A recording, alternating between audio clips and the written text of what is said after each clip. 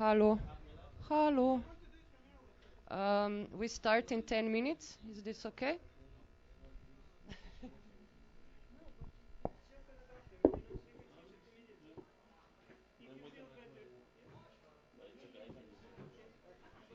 Because normally you do it as a presentation. You press F5 or something and comes one. But here you don't have it. No, it's directly this. And then I see it is because if I do that manually, it goes, then it is a bit, Thank you very much.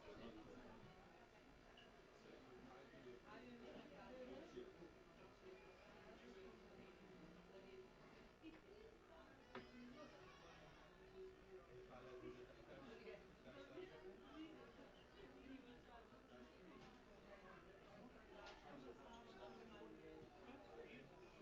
So we have to ask to the manager just to get this initial connect. Yeah, but this one no, I need it for the USB. So it's the same, we need this, the same, but for instead for this, for us. So, and it's not just good idea. It's not a big deal. Okay.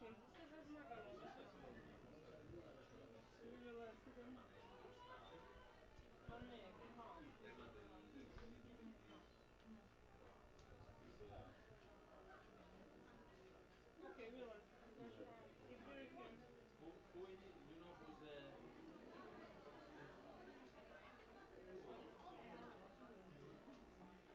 someone who has access to that door? Yes.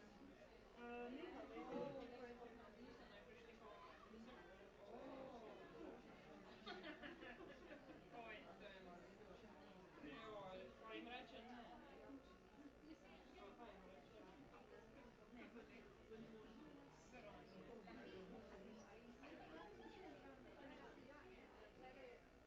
A, taj mreče.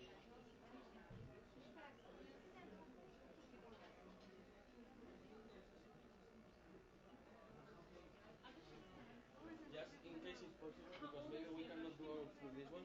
So just to know if you have the adapter from this one, instead to this one, just HDMI.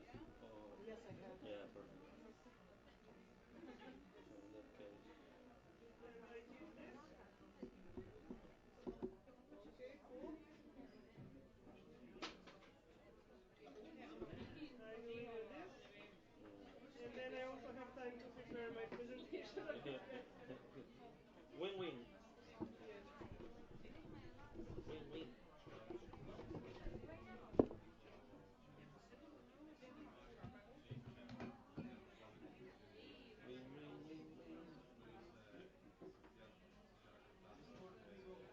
If not, we will manage with the other one.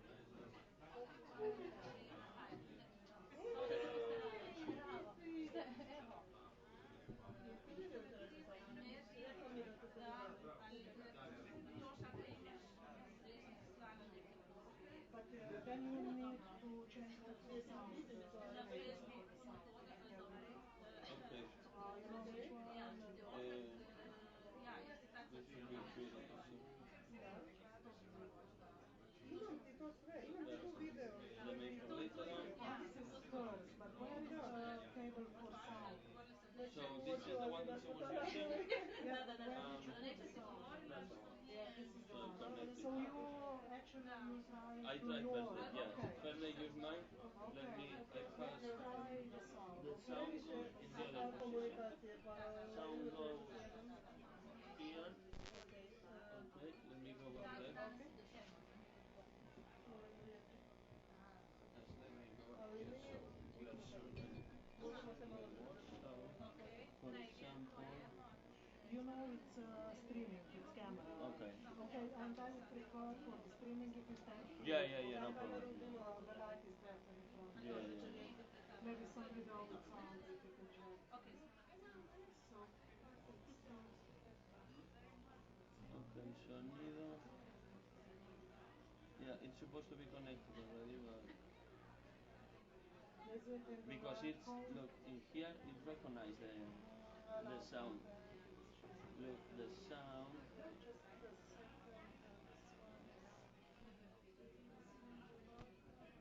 This one That's for the.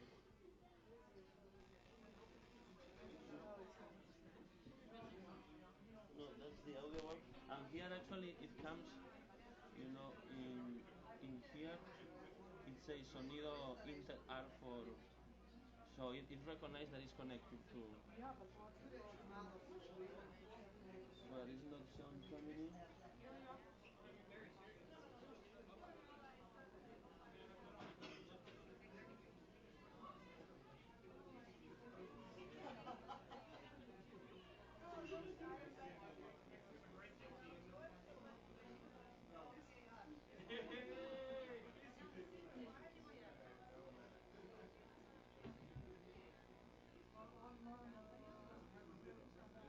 Just the audio. Imamo probleme pri ritmu.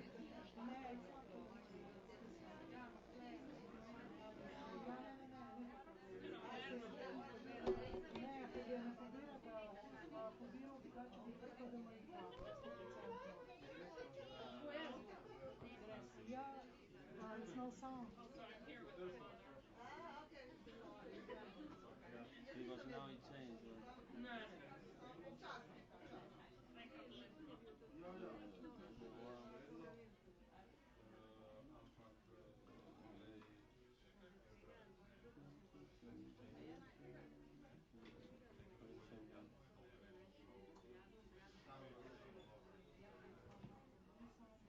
Yeah, here there is small sound.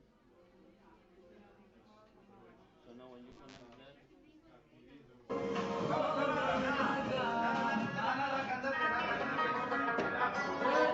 yeah? And then you change or you try this one? No, then we have to change. But we will manage. It's already prepared. So.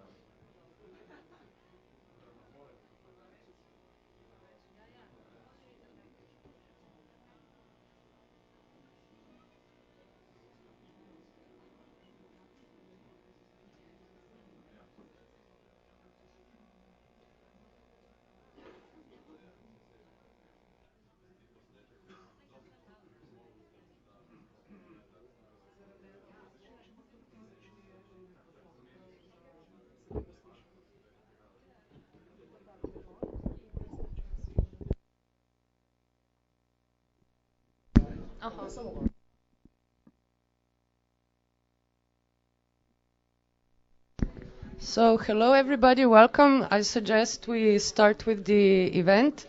The event will be in English.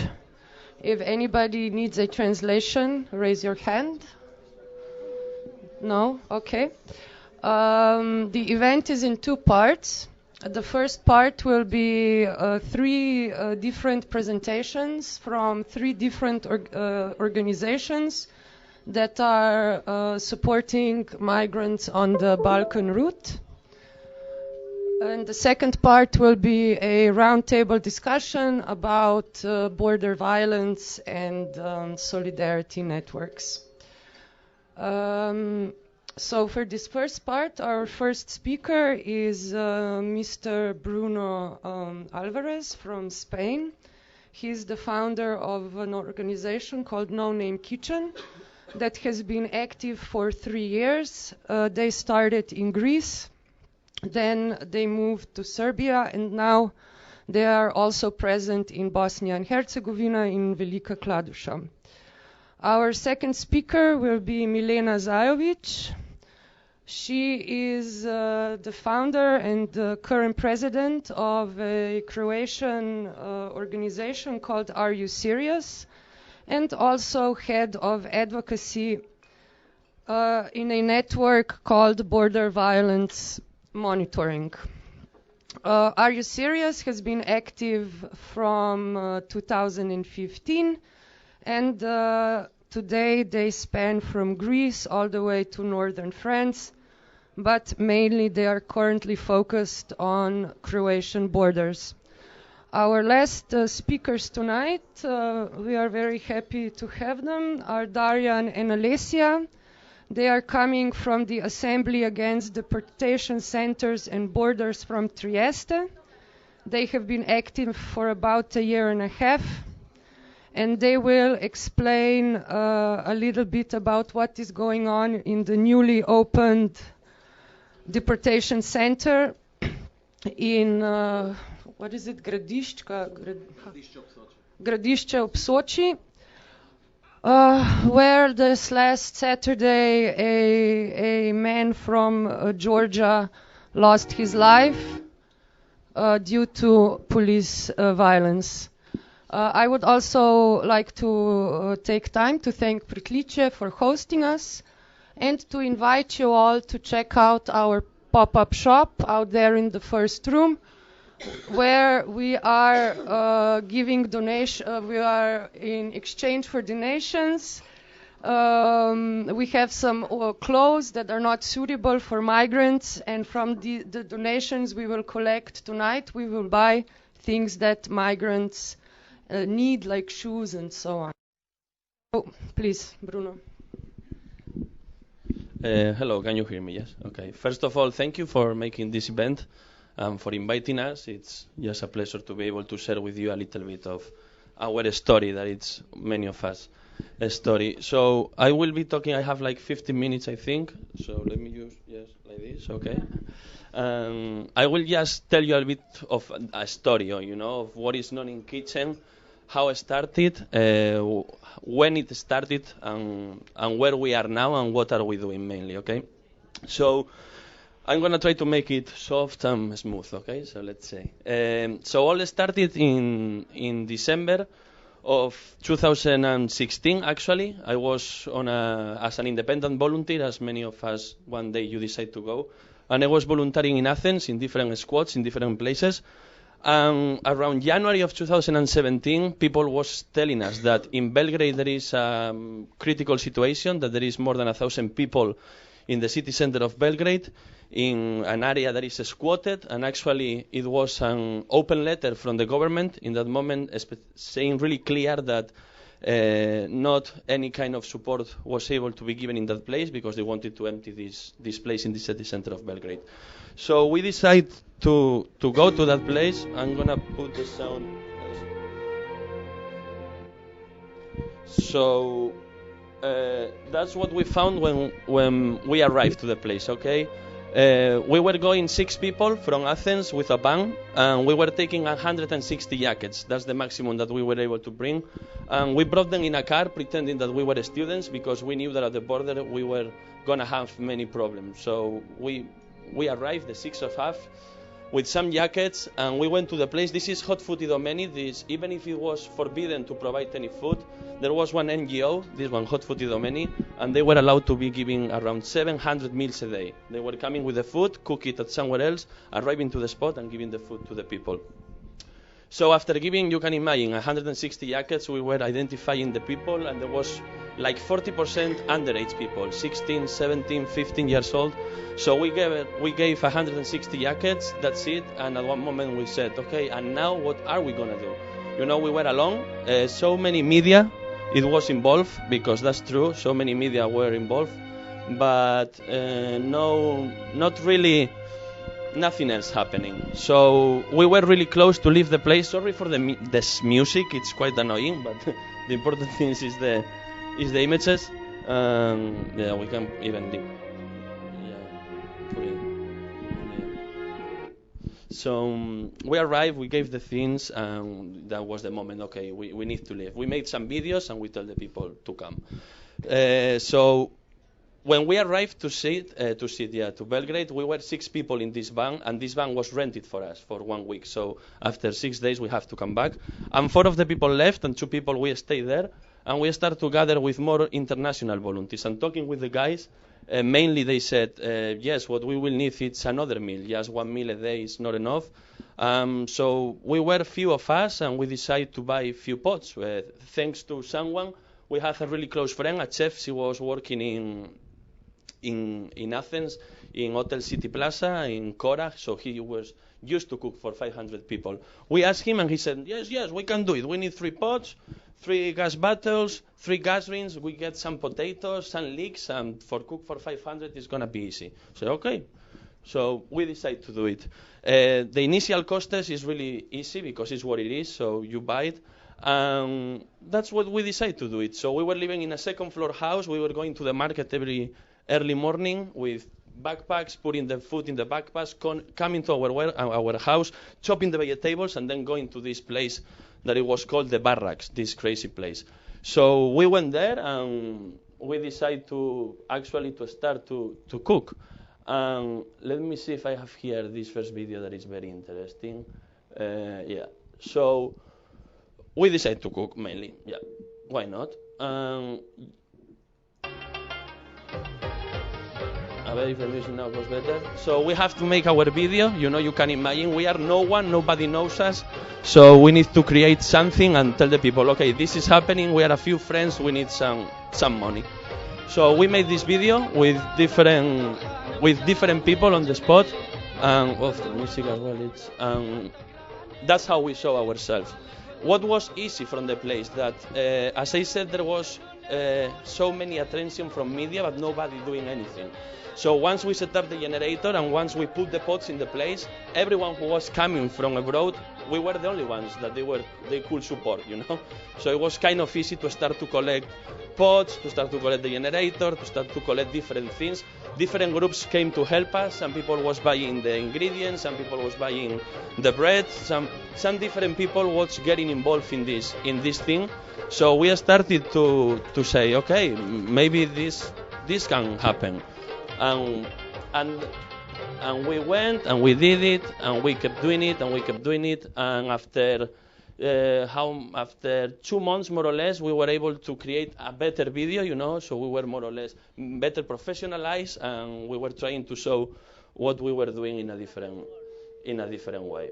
So what was the main difference between the beginning of the project and what was happening later on? It is that at the beginning we were doing everything at this factory and it was not really well done. So we went to a specific area in the outside of Belgrade and we rented the place, so we were able to chop all the vegetables in that place and bring it to the barracks. But our main idea was to give them the ingredients for them to cook, you know, set up the place, set up all the procedure and provide them with the tools. I don't need to be cooking at home and then going and this is your dish. No, we need to create the kitchen. So at the beginning as well, this place that now doesn't look really bad. When we arrived, it was minus 15. There was just full of rats, no toilets, no nothing. And with time, we started to clean the place. As you could see, even a garden was made. There was even a mosque created in the barracks. And after a few months, we really thought that we were in the best camp ever, you know, a camp that we created. But it lasted until May, beginning of May, when the police came and they say, okay, thank you very much, but that's it. This is the end. We need to destroy the place, make an eviction of the place, and that's it. So our first dinner was the 4th of February of 2017. We are going to make 3 years now. And the beginning of May, I think it was 11, 12 of May, the barracks were evicted, and it was the moment of chaos. That's it. We need to go, you know. What happened was that many people started to move to the border. And after 10 days, we started to collect so many information from people at the borders. Our friends that they were in Belgrade, they were saying, no, we are in this place called Sid. So we arrived to Sid on the 28th of May of 2017. And since there, we are still on the place. Like today, you go to Sid, you will have, I think right now we are 13 volunteers in Sid with people living at home. We have 5 people from Cuba living in our place.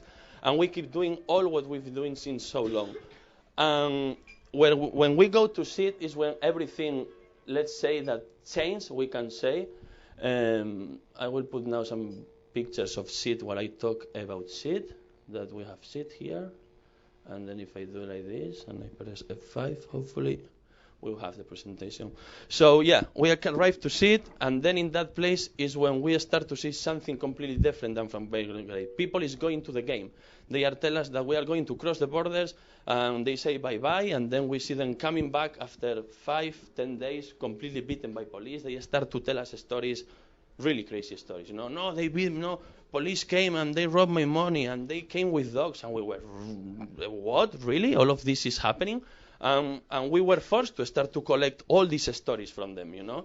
And we were realizing that they were not telling any of these stories to anyone because they arrived to an official camp or to any place. They don't trust anyone. They don't know if that one from UNHCR I can trust or that one from the Red Cross. They don't know, and there is no spaces of confidence, you know.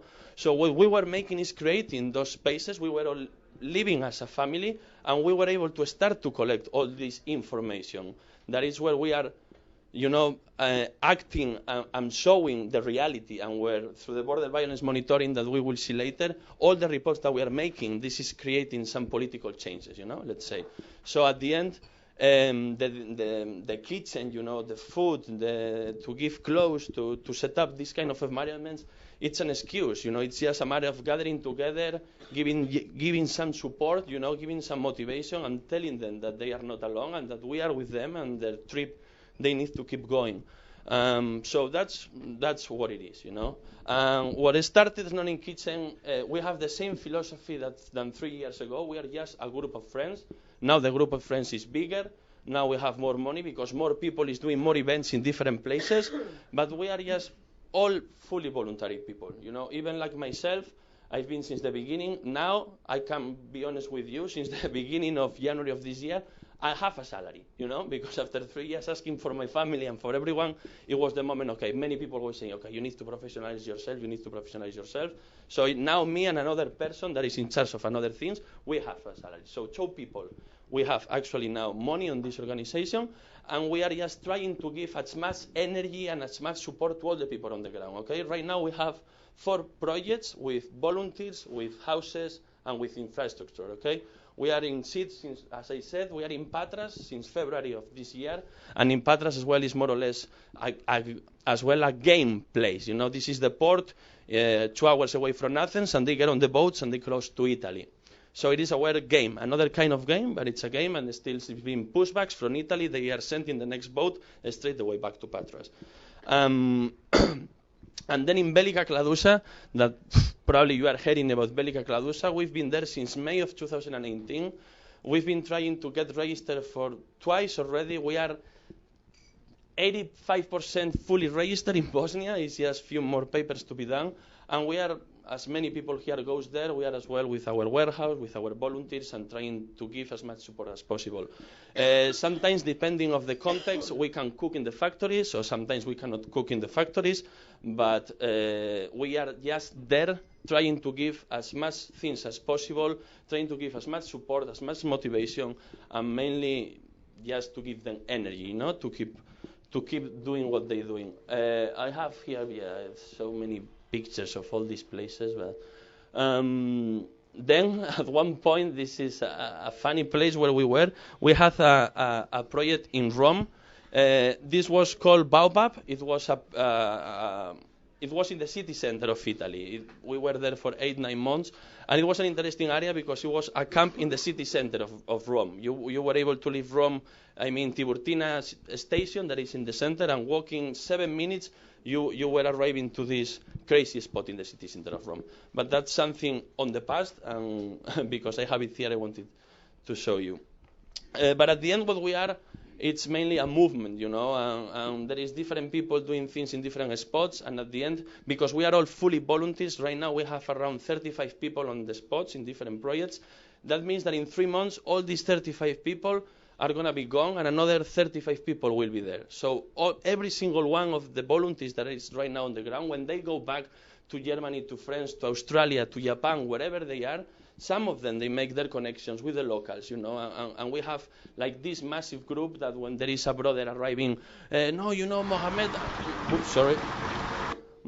arrived to France or whatever, to Marseille, to this place, we kind of activate all this little network of different volunteers that as well, you are coming to the Non in Kitchen, but you are coming from Italy, and you know all your collectives from Italy, you know, so we are making this movement bigger and bigger and bigger and bigger, and we are trying to organize ourselves as better as possible, but sometimes it's very difficult, you know, what can I say? For example, Velika Kladuša, Patras. I want to leave pictures what I talk. So yeah, at this moment, that's where we are. We are in those spots with the volunteers, with the people, and trying to go to schools, to talk, to denounce the situation. And wherever we go in Spain, at the end, what we are always criticizing, and what we are always saying is about this fortress Europe, and what does it mean? Because mainly most of you, or many people here, I know that is aware about this Croatia and what does it mean Serbia and Bosnia, but many people, when I'm going and talking in Spain, they are not aware of these pushbacks, of this violence being done by police from the European Union, because at the end it's mainly Croatia, the one that is causing all these problems.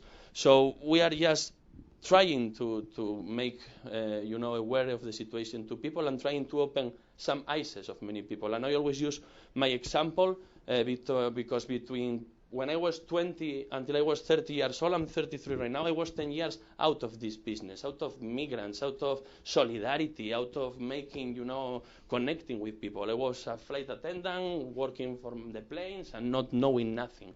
And one day I got a video, I got something, and something changed. So I'm pretty sure that there are many people that is already, with the eyes closed, and we have the chance, to open some eyes, and at least if one person that it was blind, suddenly they start to see some light and some kind of solidarity of all of this is more than welcome. So, that's mainly. I will just finish with the one video that we made when, for our 2 years, actually it was, it shows a bit more or less clear all what we are doing. What we are doing. As I said, now we are going to be making the video of the 3rd year that we are making in 4 or 5 days. That's mainly what it is. I will let you with this video where I talk a little bit, and then we finish up with this little talk about the non-in kitchen. But at the end, I just welcome everyone who will be like to part of us. Luckily, we have lots of volunteers. In terms that someone contact today, I want to be there in 2 weeks. There is no space. We are fully covered until April. So we are always covering. We have a minimum and a maximum of volunteers. So we keep going like this. Right now we have people who will come in March, people who will come 3 months. And there is a minimum time. If you go to Bosnia, it's 6 weeks because of bureaucracy. And if you go to Serbia as well, it's 3 weeks. So we are just getting connected, And while I'm here as well, we are talking with all the people from Croatia, from our partners from Infokolpa, trying to gather with each other and trying to make this way of all of them, because at the end, it's Croatia, then it's Slovenia, then it's Italy, and we need to be connected to make this life a bit easier for them and for us, because many of us, we are using the same energy that it was used 3 years ago, and we are wasting time, and we are wasting many of the things. So that's all. This year we have this new project in Melilla, in the north of Spain, and this is a place and a new in the north of Spain, in the north of Africa, south of Spain, in the north of Spain. At the end, it is kind of complicated. But we've been in the other city like Melilla, that is Ceuta, for 7 months. We didn't tell anyone, and we realized that we are going to have more impact in Melilla. So right now we are in Melilla, we have the van, we have the vehicle, we have the people, and we're going to start to see what's going on, because really, as well, that's the main door from, and what we are doing in those 2 cities is as well really crazy. And that's something that many people from Spain were saying to us, okay, you are a Spanish NGO, or you pretend to be a Spanish because we have to be registered, but we are not a Spanish and not an NGO, we're just a big of international friends. But anyway, you are denouncing the other borders. What about our border? What about our border? So okay, we go to our borders. And we will see what's happened this year. We always, every time I talk about the money, like how we can survive, with less than 2,000 euros fixed money a month, because we can give a budget to the projects, and it's just money. Officially, the money that we have is just to pay the petrol, the houses, and not even to buy food. But every month there is actions, there is people sending you money because they are making different activities. So we are a miracle. But really thinking how it was the bank account the last year and how it is now, and with the amount of energy that is coming this year and the events that are going to be happening, we at least me, I feel really powerful for this year, and with this amount of events and this amount of people and with this energy that is coming, it's all amazing. So thanks for being there, thanks for everything, that's all.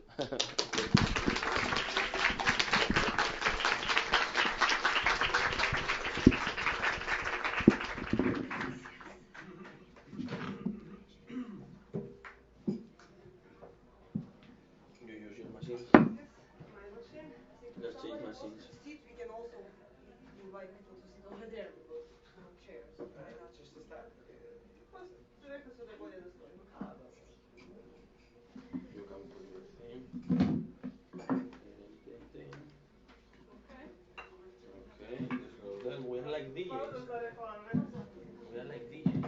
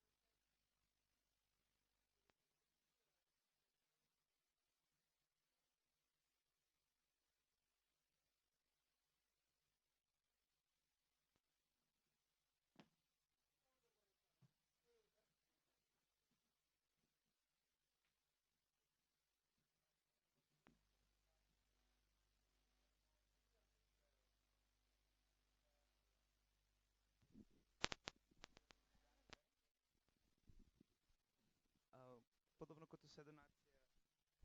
kot vse donacije oblek, ki smo jih zdaj z Infokolpa imeli do sedaj, gre vse večinoma za No Name Kitchen ali pa za neke skupine domačinov v Bihaću. No, tako da reklama.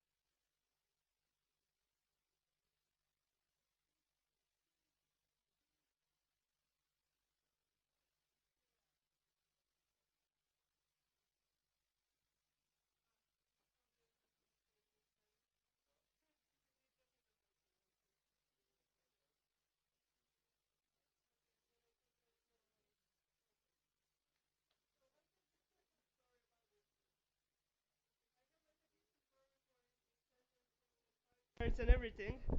But when I saw that Bruno has like cute photos and videos, I was like, I have some photos too.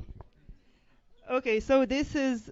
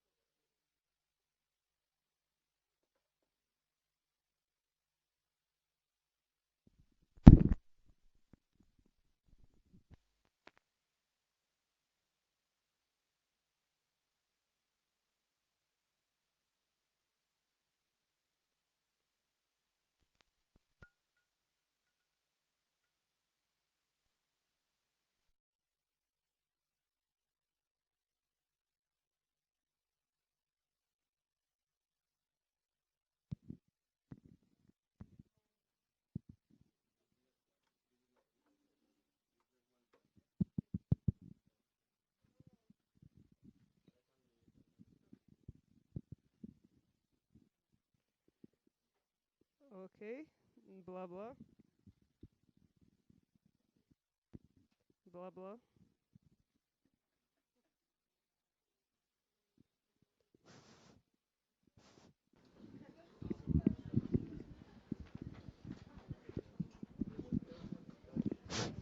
Mm-mm. Wow, blah blah.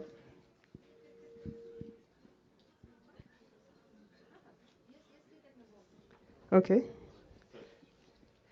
So the story of AYS is, to one point, very similar to the story of No Name Kitchen. I remember going back from my vacation, summer 2015, fresher in love, everything looks great.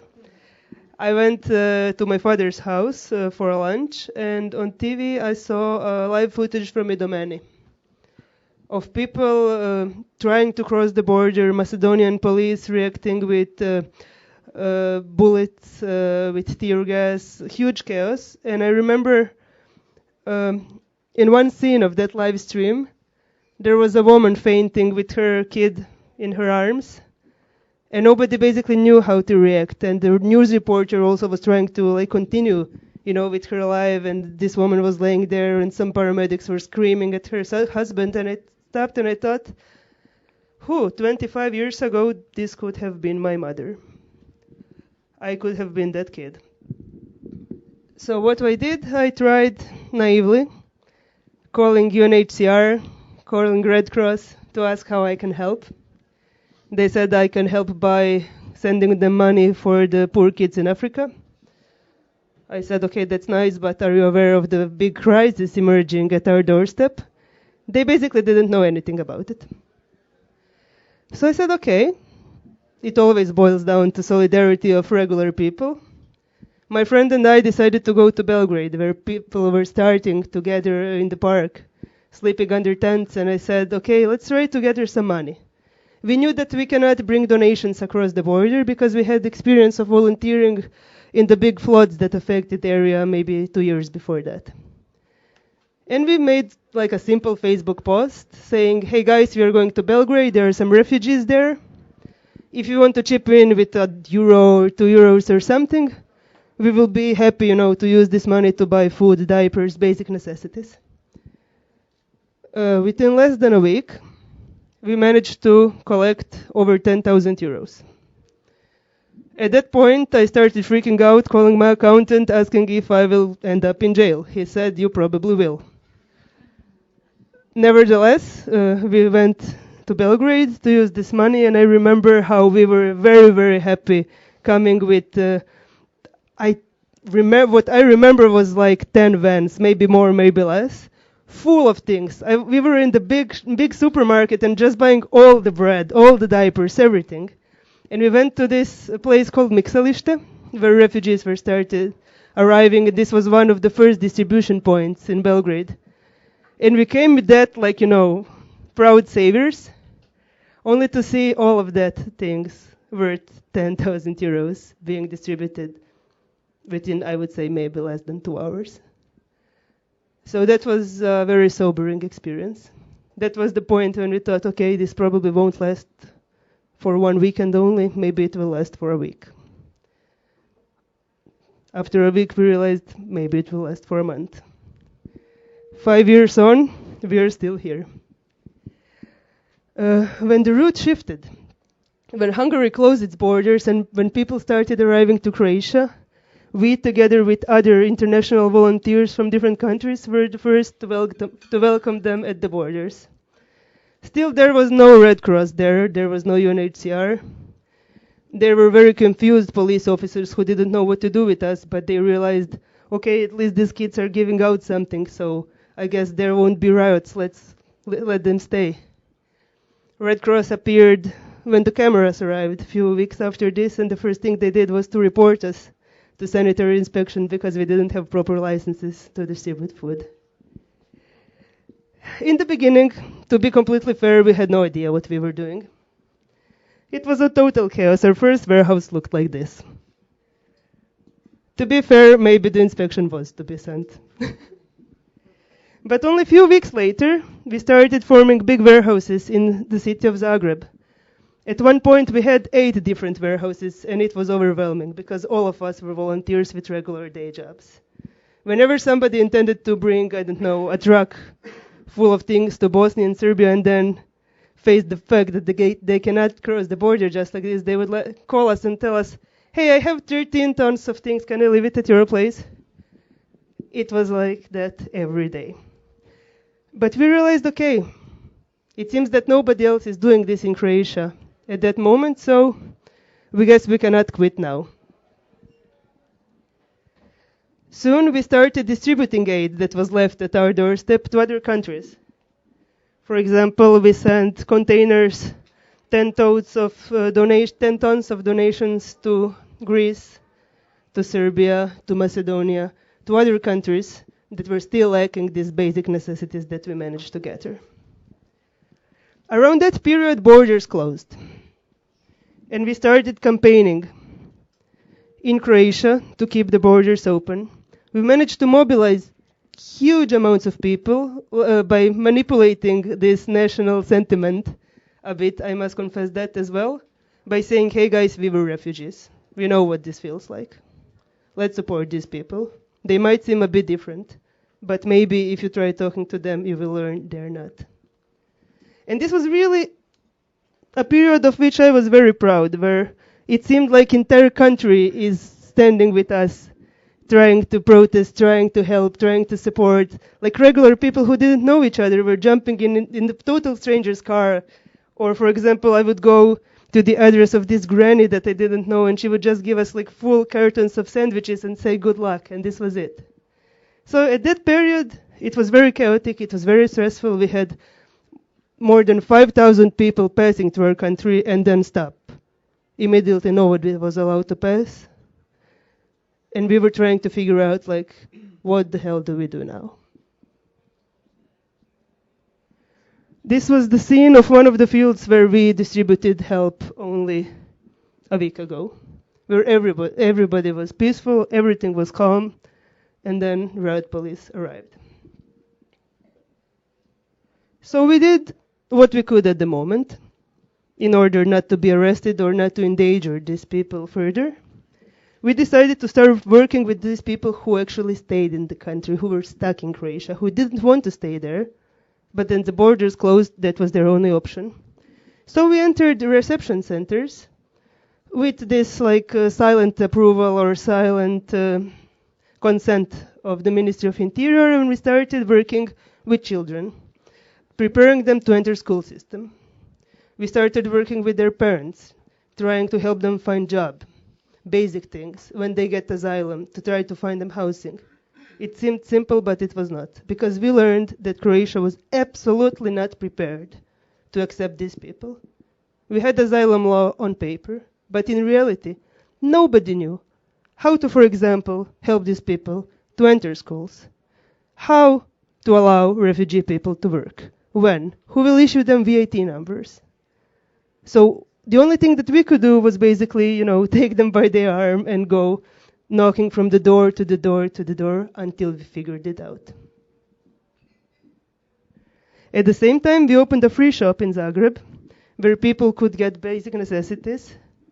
Because in Croatia, when you're an asylum seeker, you only get 13 euros per month for all of your needs. This free shop still exists. It serves around 500 people per month. We don't accept only refugees, we also accept every person who might need anything. We don't discriminate based on nationality, race, religious orientation, or whatever other characteristic. If you will be thinking throughout this evening like how you could support us, soap, shampoo, diapers, these are the things that we desperately need. At the same time, we decided to stop sending big teams to the field because it made no sense. It was just not economic enough. We knew, for example, that in Greece there were already local teams. We knew that in Serbia there were local teams. We were a local team in Croatia, and we said, okay, if there is such a big need here, why should we spend any money to go to the other country if we can't contribute in Zagreb? But what we can do, and what we started doing, was to build trailers like these with showers, with washing machines, mobile kitchens, and sending them to the field, to other teams who might use them. This is actually how we met in Belgrade, barracks. We were there working with a collective called Hot Food I Domeni, serving around 1,400 meals per day from one of the trailers like this. But it was only one meal per day. It was simply not enough. And then this magical Spanish collective arrived, and they transformed this little pit in the middle of nothing to the most beautiful evening restaurant. And then they would just dismantle it and build it up again next day. And we were like, these people are a group that we actually want to work with. And our collaboration, as you will learn later, is still very much alive. At the same time, Bruno, help. At the same time, as Bruno mentioned, pushbacks started being more and more violent. And we just couldn't be silent about it. I mean, this was our police. This was our police, the same police that welcomed these people at the borders for the first year, that helped us in distributing NFI, that was doing this. What changed? The government changed. The orders changed. And we said, okay, let's make reports about this. Let's make this known to a regular citizen, like this is happening in our name. We did a press conference publishing all that we knew about pushbacks, providing concrete documents, photos, locations, medical documents of the people who were attacked. The ministry said, it's all a lie. Nothing can be proven. This was the direct result of us being very vocal about what was happening. Our offices were attacked on a daily basis. Our van, which is used to transport children to educational classes, was smashed several times. We were receiving death threats on a daily basis. When we would go to police to report it, they would say, we saw you on TV yesterday. Why should we care about you? It was very clear from that moment on that we are in trouble because we were too vocal. And then this happened. Some of you probably know this face. A 6-year-old girl, Madina Husini, who died minutes after she was forcibly pushed back from Croatia to Serbia by Croatian police officers. We were the first NGO to warn the public about what happened. It took us 3 days to push this story to the newspapers because nobody believed us. It seemed so surreal. Only when The Guardian published the article, Croatian media followed up. When we raised, on behalf of the family, charges against unknown perpetrators in Croatian police, this was when the backlash actually started being pretty rough. We were immediately named as an NGO that collides with smugglers, that is distributing money, maps, and instructions on how to cross the border, and all sorts of things which are simply not true, in order to discredit us in the eyes of public, but also to discredit us in the eyes of decision makers in Brussels, in Strasbourg, all of the relevant bodies that we were writing to and reporting what was happening in Croatia. At the same time, whenever the minister would talk publicly about our work, attacks to our office, where mostly young, pretty tiny women work, would increase. So during one winter, we started receiving more and more photos of entire families freezing in the snow in the border areas, on Croatian soil, asking us for help. Not to smuggle them, not to help them to cross the border, not to help them to hide from police, but to go with them to approach the police officers in order to ask for asylum. Because they knew if they went by themselves, they would be pushed back mercilessly. So this is what we did. When somebody would come to Croatia, we would first ask, okay, can you share us your GPS location? This was like for our protection, to know that these people are really on Croatian soil, because if they were not, any sort of communication could be seen as the encouragement in the eyes of law. We would then go with them to police stations or announce their presence in Croatia to the relevant police authorities in order to show the system that somebody knows these people are here, in hopes that then their legal rights would be respected. This is one of the examples of the correspondences where people would very explicitly say that they want to ask for asylum. They would send us our location, everything. All the screenshots like this would be immediately forwarded to police. Until this happened. 3 months after little Madina was killed, her family returned to Croatia again. They were terrified of approaching police officers. It was the middle of the night, a snow blizzard was raging, and they asked if somebody could go with them to police station. We said no. Actually, any account of us even walking 1 meter with you through the Croatian territory can be interpreted as facilitating illegal transit. This is something that we learned from our previous encounters with police officers. So we said, we have a volunteer nearby. We can send him to the nearest police checkpoint to inform them about your presence and your wish to ask for asylum.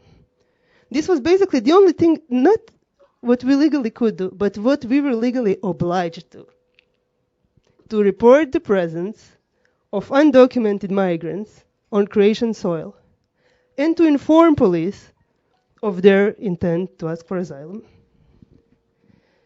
Soon after, we were summoned at court, where we learned that Dragan, our volunteer who was there that night, is facing jail time, 43,000 euro fine for facilitating illegal border crossing of people who were already in Croatian soil when they contacted us. And the ministry asked for the ban of work of our NGO. We decided, fuck you, we won't be silent about this anymore. So what we did, we went to the European Parliament to address the issue of what was happening directly at the Libe Committee, which is there to safeguard human rights and civil liberties of European citizens, but also all the other people who are still on European soil.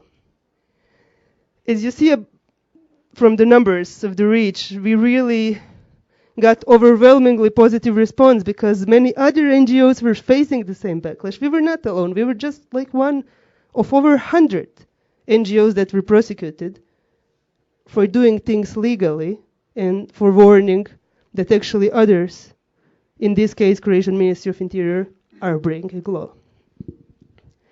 So after this intervention in the parliament, and you will see the previous video that was posted, which was also not very well received, we were immediately kicked out of the reception centers where we were the only NGO working with children, the only NGO helping them to enter the school system. So they were basically victims of the revenge, which was against us, but in the end, the only ones who suffered from this were the kids. So the only thing that we are allowed to do now, according to the ministry, is basically to like go outside and playing clowns with children in the parks. Of course, this is not what we are doing at the moment. So the next chapter, when we will start talking about the border violence monitoring and what we did next after this, will, I hope, explain better about what happens when you don't bow your head, when you connect with other NGOs, such as No Name Kitchen, and when you are determined to push this issue until it is corrected. Thank you for listening this first part.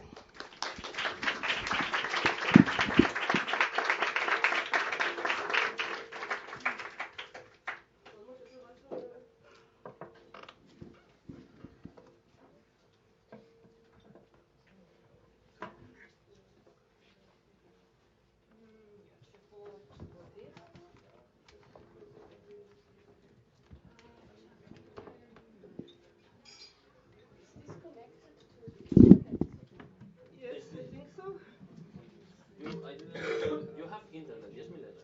Yes, I think I do.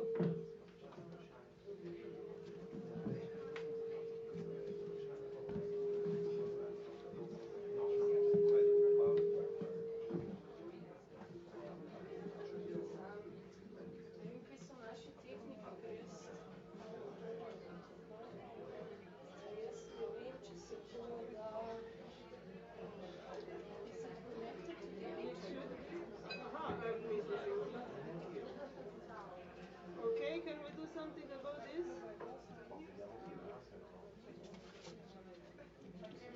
Možete li malo rekalibrirati?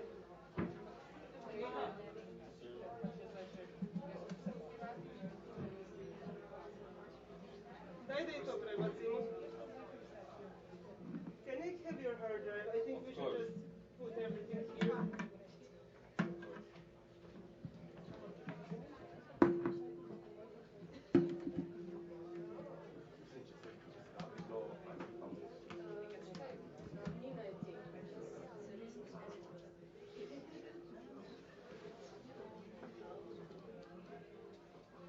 So this laptop is not in there.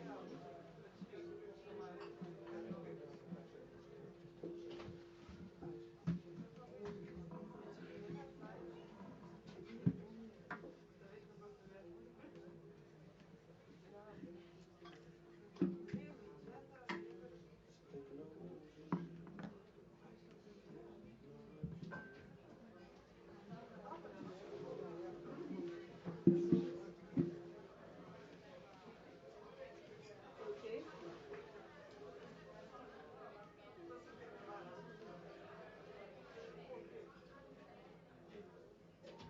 Okay.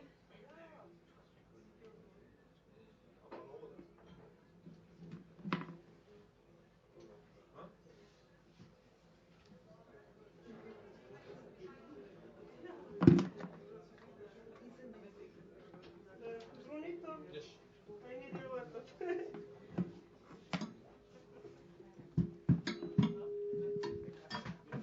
On yours, on yours.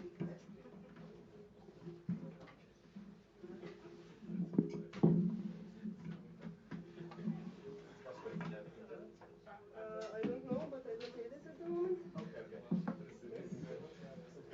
Can you just... Bruno. Yes. Oh, Bruno, look at that. My funny Okay, picture. and how do we get... Right? the right, yes. You go here, you have Samsung here. Okay, I just put it on... That's Samsung. Yeah, so I need this first. This one? Yes. Okay. But start... And the same. Okay. And then we do the 5. Okay, and then we just blah, blah, blah, blah, blah, like this. Yeah, you hear silly this. And we start here, yeah. So, and now we do... Okay, wonderful. Okay.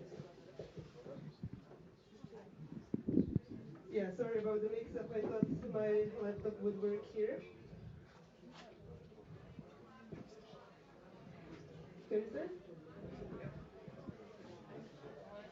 Anyways, what we did last year, following pressures not only against our NGO, but also against our colleagues from No Name Kitchen and other groups that were warning about the border violence. We did this out of the need to push this issue a bit further, but also out of frustration that nobody actually believes what is happening at Croatian borders. So we decided to unite like two things that we know how to do best. No Name Kitchen and their volunteers are the best NGO in the Balkans in terms of direct support in the border areas and in terms of collection of testimonies of the victims of the border violence. AYS is very good in advocacy. We know where, how, and when push the information collected by our colleagues.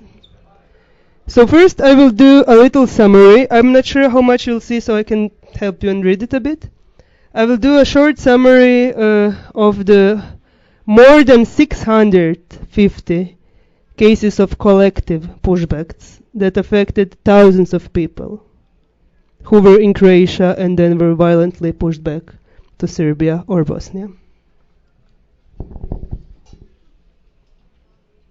So also what I would like to point out, and I know that many of you already know this, but the route has shifted significantly since when we first started working with the refugees. This was the first route that went by train at the beginning, while it was still legal to cross from Greece through Macedonia, Serbia, and then it was branching through Croatia and Hungary, and then Slovenia. Some of you I met in Dobova camp and other camps when the route was open. Now the route looks like this. More and more people are passing through Bosnia and then trying to enter Croatia on different spots because Croatia has the longest terrestrial border of the entire EU. And people logically figured it would be much easier to pass this because this part of the border is bigger and less easy to control. But also, if you see this part of Croatia, it is the shortest route to Slovenia, where most of these people are going in hopes of reaching Italy, France, Germany, or other preferred destinations. These are the main pushback zones, where No Name Kitchen volunteers are present and where they are collecting testimonies of these people on daily basis. Areas around Velika Kladuša and Bihać, and also around Tovarnik and Šid on the Serbian border, which is a bit out of the scope at the moment because everybody's talking about Bosnia, but actually many people are still passing through Serbia. So I think this might be interesting to you. If you see like from where these people were pushed back, 16% of all pushback cases recorded by border violence monitoring actually came from Slovenia. Because Slovenian police is abusing the readmission agreement by not acknowledging these people as asylum seekers and pushing them back or handing them over to Croatia, who will then push them back to Bosnia. Bosnia might push them back to Montenegro. We know cases of people who were, for example, in Italy, who were in Slovenia, and who are now in Greece, pushed all the way back. This is exhausting. It costs money. Every border crossing is at least few hundred, if not few thousand euros. And these people obviously won't give up because they don't have any alternatives. What we are doing now is, instead of offering safe and legal passages, as we did, are pushing these people to criminal networks, to other forms of abuse, turning victims into criminals in their attempts of reaching safety.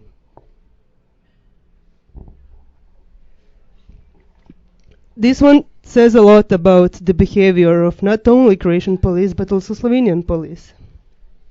Even though, being a Croat, I must admit that Croatia is one of the most disgraceful examples of European treatment of migrants at the moment. A bit over half of the people were taken to police station. When you come to police station, that's where you ask for asylum. That's where your wish to ask for asylum should be granted by law. Nevertheless, these people are pushed back. Minors are involved in almost 40% of pushback cases. Some of them are little babies. Some of them are school kids. We had photos and relevant medical documentation about school kids being beaten up by European police officers. Intention for asylum was clearly expressed in 54% of cases. Nevertheless, people were pushed back. The types of violence, we did a little breakdown. Theft of personal belongings is in the first place. There is a big financial incentive to be a border guard. Yes, it's a bit unpleasant to beat people up, but at the same time you get to keep their new phones. You get to keep their euros. There's actually a big divide in Croatian police now, according to what we know unofficially, between people who are rejecting this job and don't want to have anything to do with this, and people who are actually doing their best to enter border patrols in order to make it easier for them to pay off their mortgages or pay off some debts. Kicking, destruction of personal belongings, insulting, pushing people to the ground, reckless driving, this is a new one. We have this in the past year. So what they do is that they put 10, up to 15 people in the back of police van, and then they drive for several hours, intentionally, driving like this, so people smash their bodies against the walls. During the winter, they turn on AC to like maximum cold. During summer, they keep them for hours in the heated trucks without any food or water. These are just some forms of violence which are very, very frequent in Croatia. This is where Slovenia is pushing people back to, handing them over to these police officers. New thing that we have is dog attacks, which increased dramatically after Frontex had a training for police dog units this summer. Also, usage of pepper spray and electric shocks are on the rise. And recently we are getting more cases of people who were put in the backs of police vans, and then the pepper spray would be thrown in and they would be closed inside.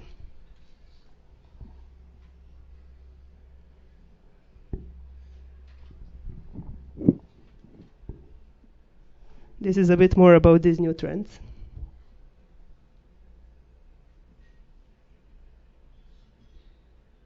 And this is something that is, it's hard to say exceptionally worrying, because it's baffling to me that we live in the age where men are actually more discriminated against, because it's like, you don't have the right to ask for asylum because you're a man. You could have stayed and fought.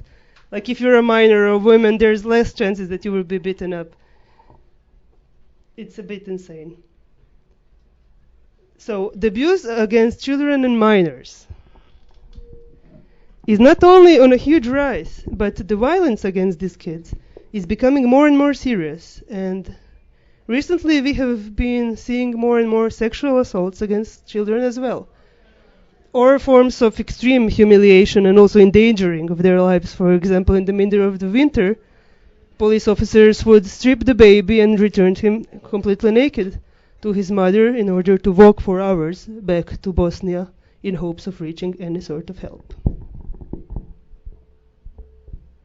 Gun violence is on a huge rise in Croatia. You've probably heard that we have several incidents of refugees being shot at by Croatian police officers. Since 2017, we managed to record, thanks to the no-name kitchen volunteers mostly, around 1,600 cases where refugees were shot at. One young man is still recovering, and he will probably never be able to walk from the shooting incident that happened several months ago near Slovenian border in Croatia.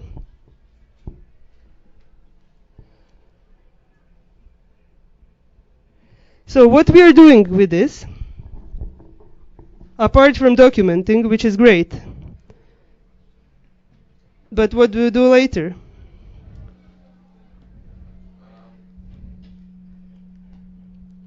You remember when I said that we went to the European Parliament and we got really fucked about it? So we decided to do it again. But what we did first was to bring MIPs to the border areas. We brought them together with Miha from Infokolpa, to Slovenia, Croatia, and Bosnia in order for them to see firsthand what is happening. We were lucky enough, unfortunately and luckily at the same time, to encounter a pushback happening. And there was this surreal scene of 13 MIPs filming the pushback with their phones, bringing this case to Brussels and questioning Croatian government about it.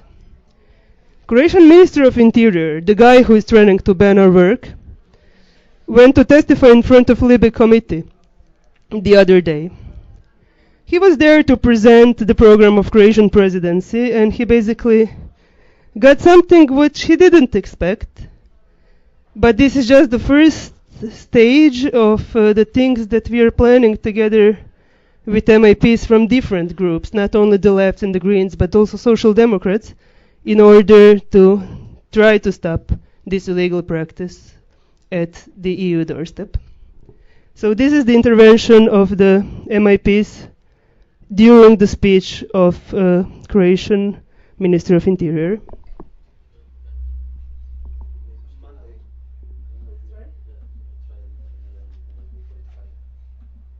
He caught me and was beating me.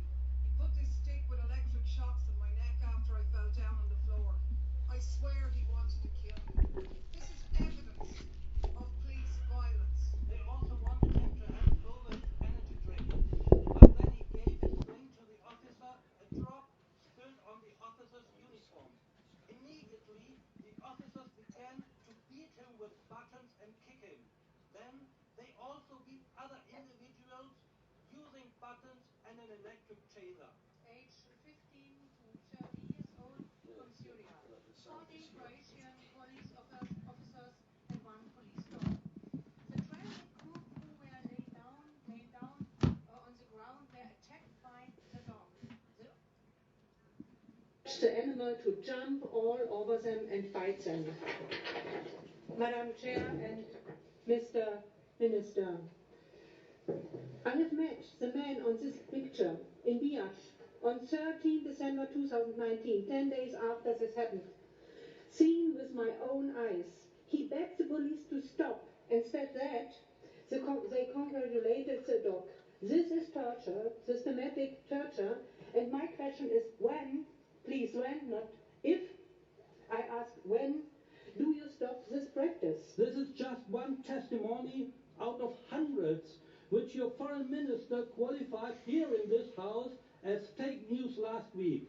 We all know Croatian law enforcement to be regularly performing beatings, forced undressing, using tasers, pushing people into rivers, and breaking people's phones in order to erase evidence. This is only one example of a 3-year-old girl where the mother was beaten up, and therefore the 3-year-old was also injured.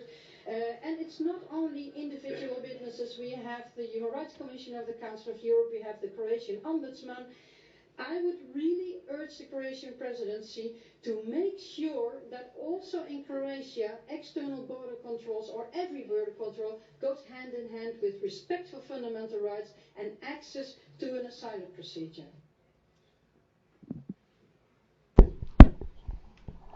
This is a short summary of a 2-hour event, which you can find online on the webpage of European Parliament.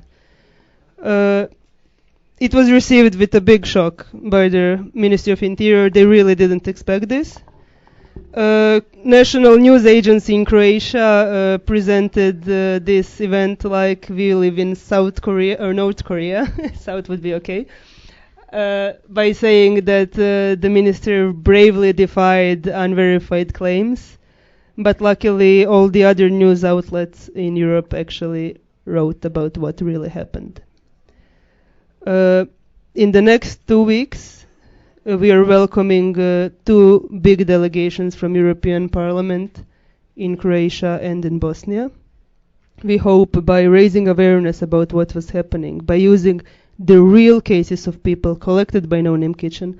All of these cases that they read were actually from the Border Violence Monitoring Database, where 2 of our NGOs with several other NGOs work daily on raising awareness about what is happening. We hope that raising awareness is just a first step.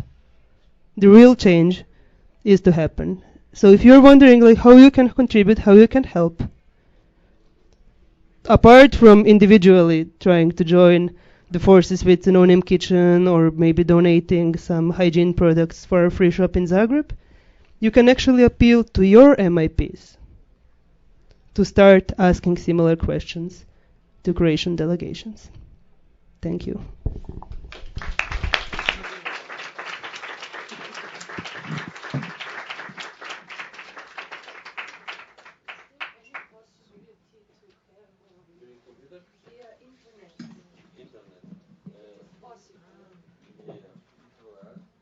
Internet, I need the Wi-Fi code.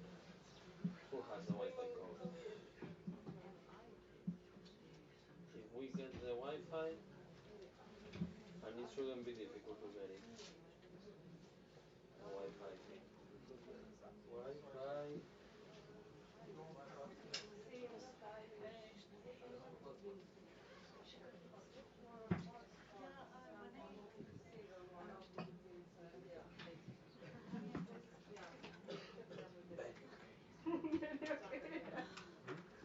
Extremely. Wi-Fi? Go for it, go for it. Go for it.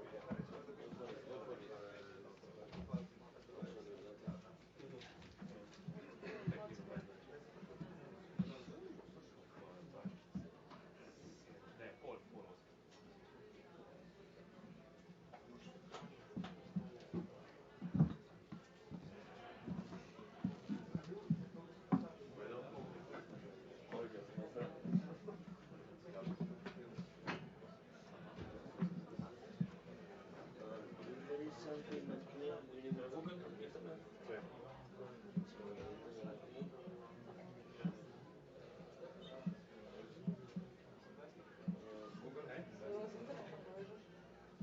They put internet already. Yeah, someone put it there. Yeah.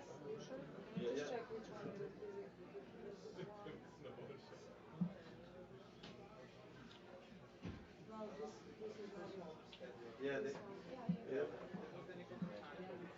A tu je nekdo naredil hotspot, kaj? Aha, ok, lahko to pustimo.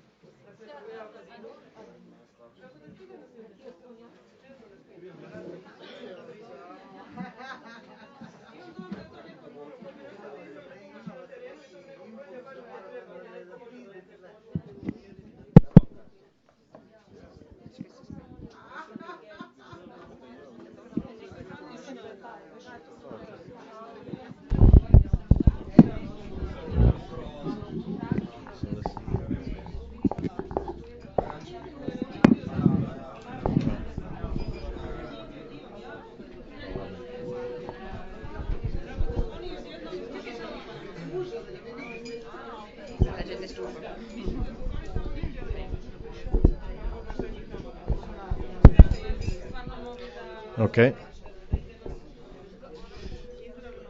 So we are from assembly from Trieste.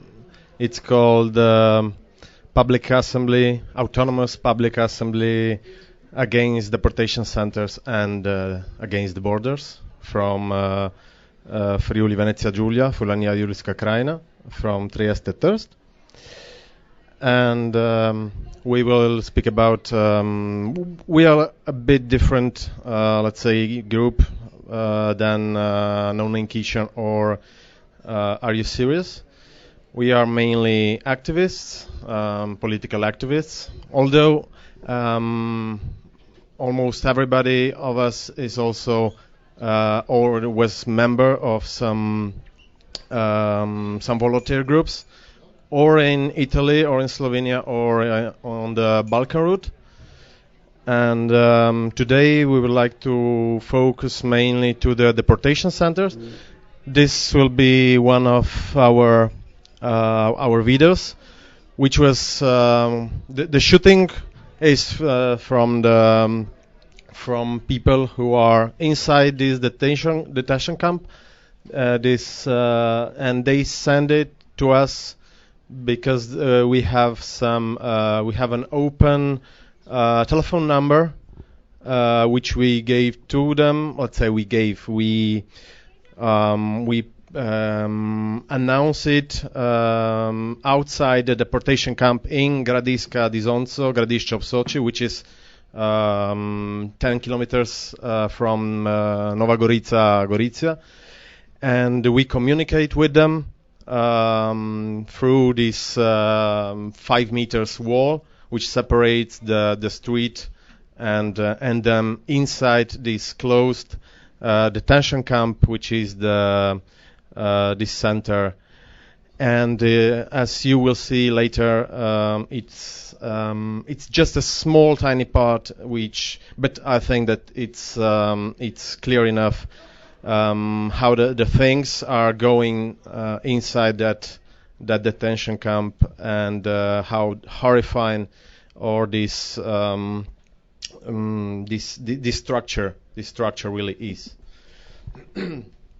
So we would like to also to say that Trieste Thirst has a strategic point, let's say geographically, because it's, let's say, kind of the end of the Balkan route, or one of the ends of Balkan route, and on the other hand, there is at this point starts for migrants, let's say, a new or another chapter of their story, which is the entrance of, let's say, the western part of the European Union, which concludes sometimes concludes in these detention and deportation centers. So all these facts which were before explained to us from Bruno, from NNK and from Are You Syrious, then the last part of this chain, let's say, or almost the final part of this chain could end here, because these deportation centers are mainly for those in Italy, let's say, because there are some variations from state to state in the European Union, but for Italian legislation, those who are inside these closed camps, they are there because they lost their right to permesso di soggiorno. Let's say, permission to stay in Italy, and so this is I think it's quite important to emphasize all these passages from their home country through the, let's say, in our case, Balkan route, or even from the Mediterranean, and then the life in Italy or in any other country, also in Slovenia. and then the final chapter, or one of the final chapter here, because it's also important to say that many of them, they don't get just deported to their home countries, because there are no bilateral agreements from, let's say in this case, Italy with some other places, and so they just receive this document where it's written they have to leave the country, and so there it begins this part of their life, which is the undocumented, or the irregular part of their life. And so these camps are mainly constructed, and their duty is the governments, not just Italian but also from other parts of EU. There are because to threaten these people, because in Italy, if you lose the job, then you can lose also the permission to stay. And so, if they are in this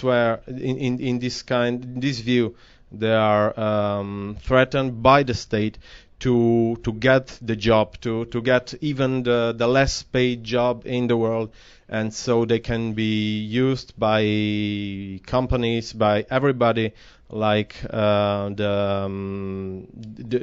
poorest in this Western world.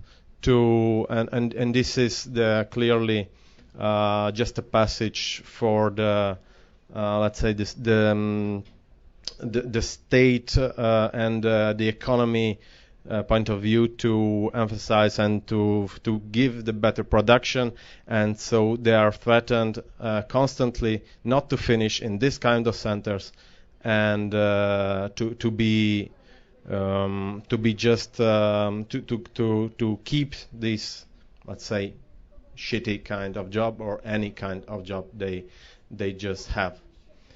If you want to add something I missed, or I think we can start with just 2 minutes of video. It just, like I said before, it's just small tiny part, but it shows a bit how it's. Oh, okay. Yeah, sorry. This detention center, this center in Gradiška Dzidonca, in Gradišće ob Soči, was opened 1 month ago, a bit more than 1 month ago, and on 18th of January, we already have altogether, let's say, a death of one person, of 𝙤𝙤𝙚𝙚, a Georgian person who was murdered by the state.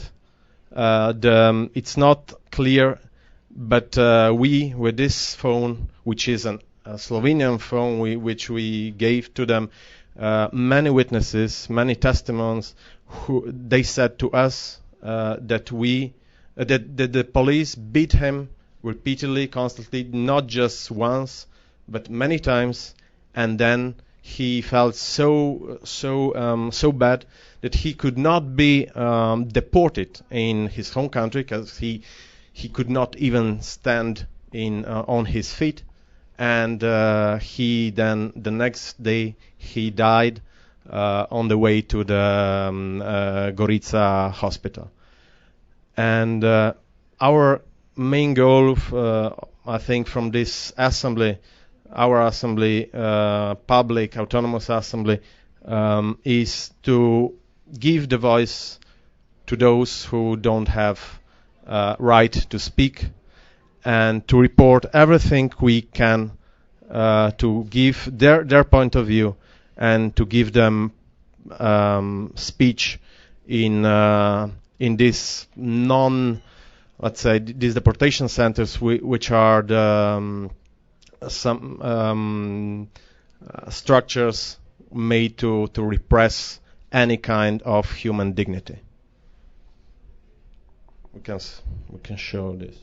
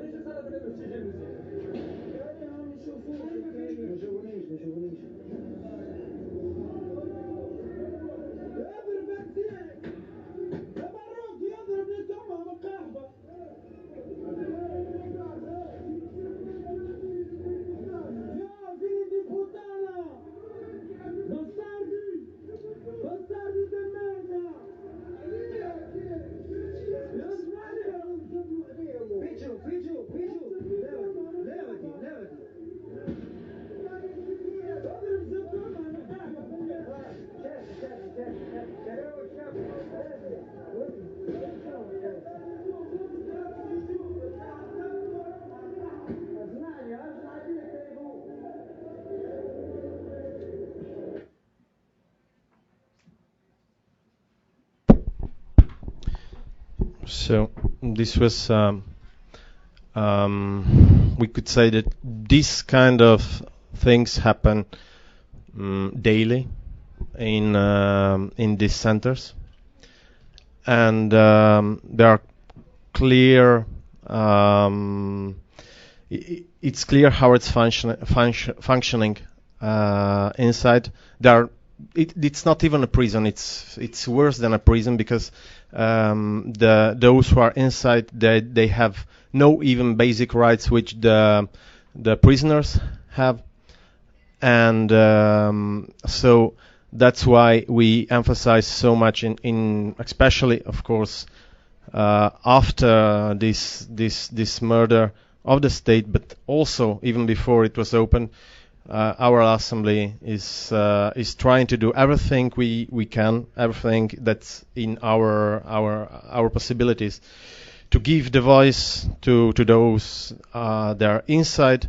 And now, for the first time, we reached, first time in many years, let's say, because there were also protests, and there were also in 2013, so 7 years ago, in this same center, but in the previous. In previous stage of Italian deportation centers, there was already one person who died also in this center because of the riots and because of the police violence. And so now, from in this week, we launched the let's say the Italian national campaign to close these centers, because there are many centers in Italy. How many? There are nine. Now 9, but there is a will from the government, the previous one, and from that Salvini one, and from this one, to open it up to 20. So in every Italian region, one deportation center of this kind. And so we reached some kind of public action and public how it called, also from let's say some major media attention to close it down. And we now, and in this hours there is a protest also in Trieste Thirst. Against these centers, and to be closed. And Saturday there we hope that it will be another protest in front of the main wall, which is 5 meters high, of this deportation center in Gradiška, and there will be also some kind of concert and some kind of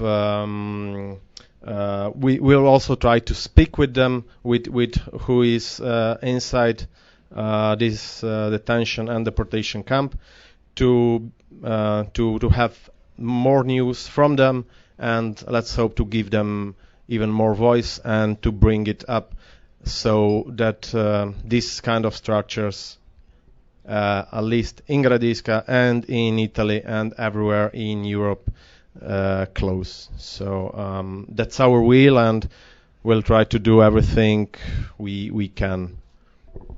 If you want to add something. You are all invited on Saturday to the demonstration, and yes, it will be at 11 o'clock in Gradiška also. So we have the Facebook page and the blog. Yeah, and that's all. I hope to see you on Saturday.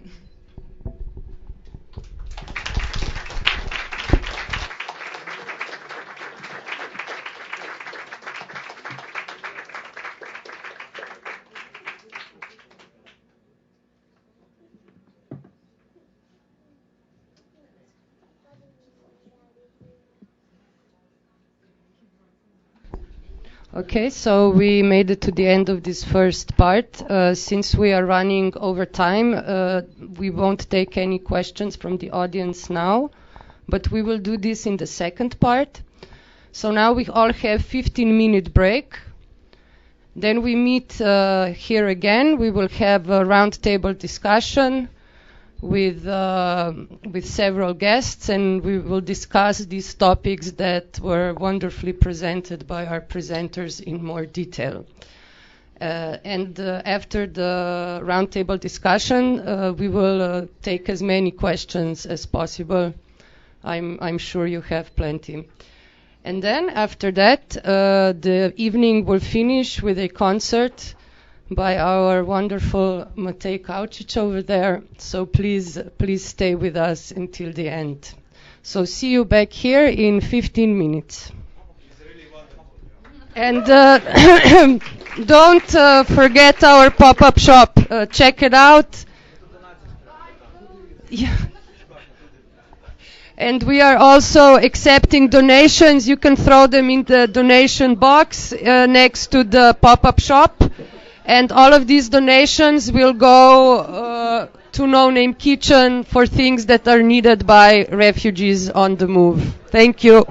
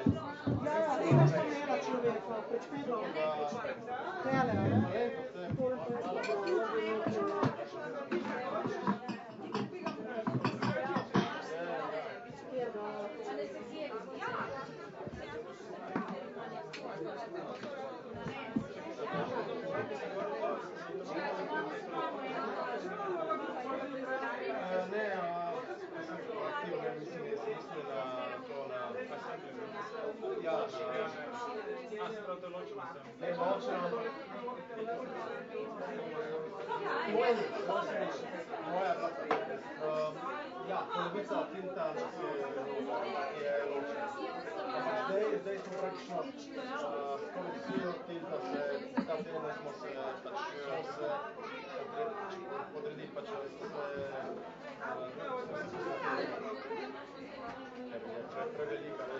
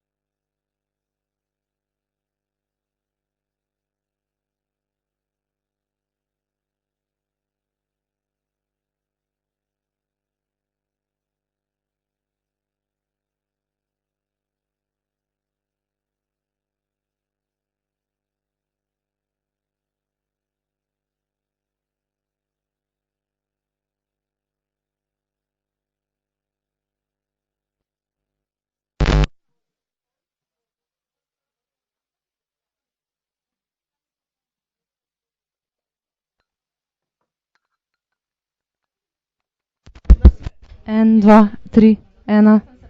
Boljš?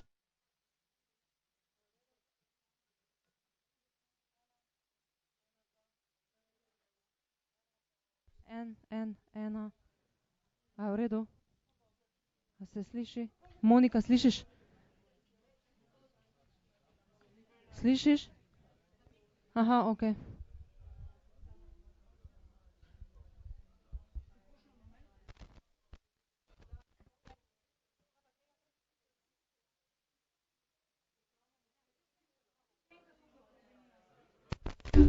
En, dva, en, dva. En, dva, en, dva. En, dva, tri.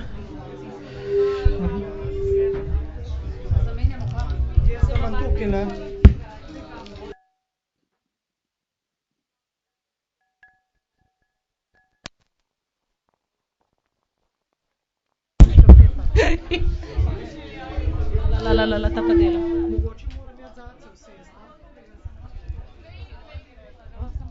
Ja, seveda. En, dva, en, dva. En, dva. En, dva, tri, en, dva. En, dva. En, dva.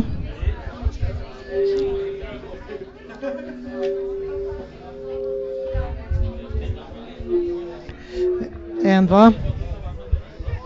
En, dva. En, dva, tri.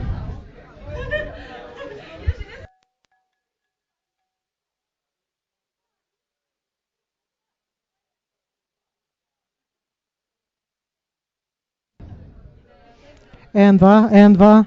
En, dva, en, dva. Zdaj pa nič napiska. En, dva. Je v redu, a ne? Kaj pa, če je tukaj? Zakaj ne? Saj tukaj je tudi v redu.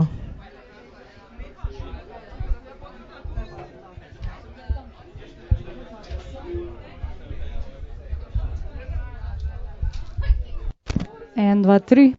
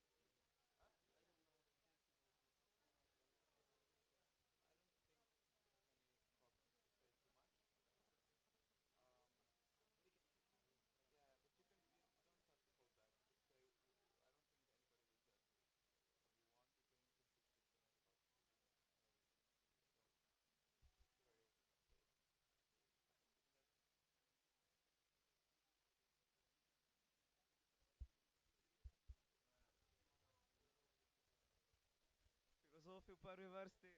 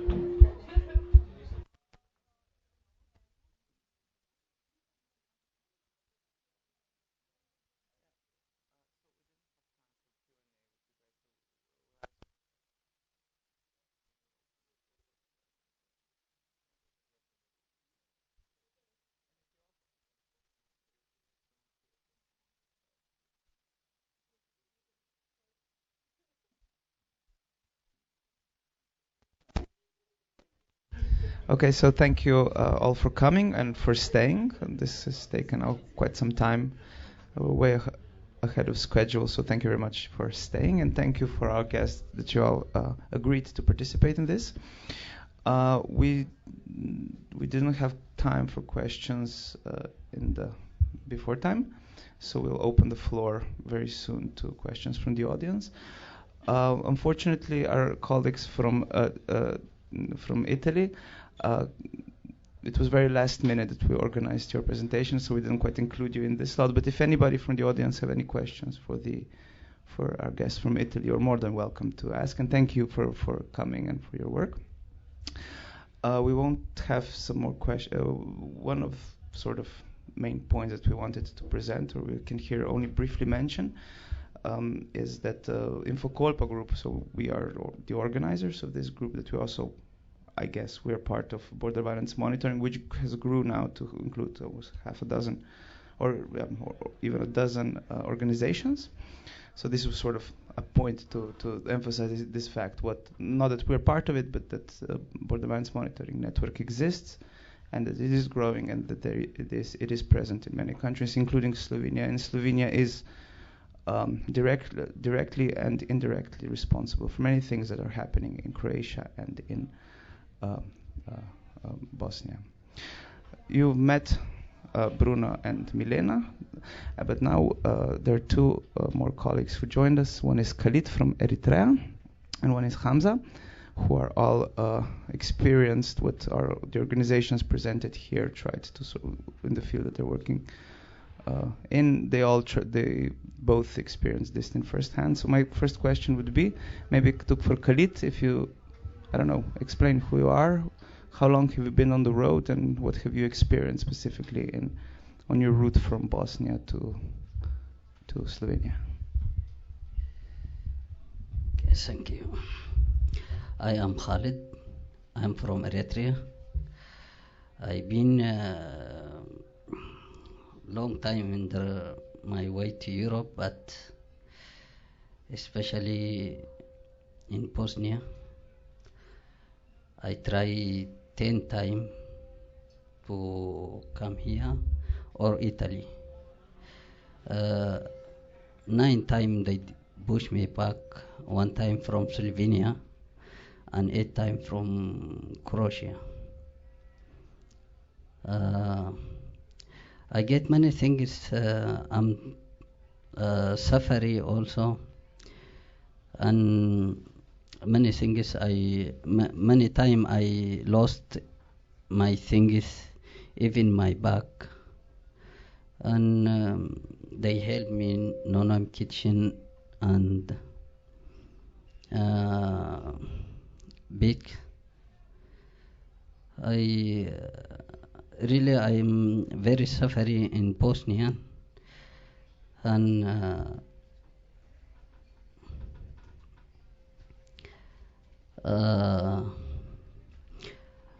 that's it. Okay, thank you so much for everyone.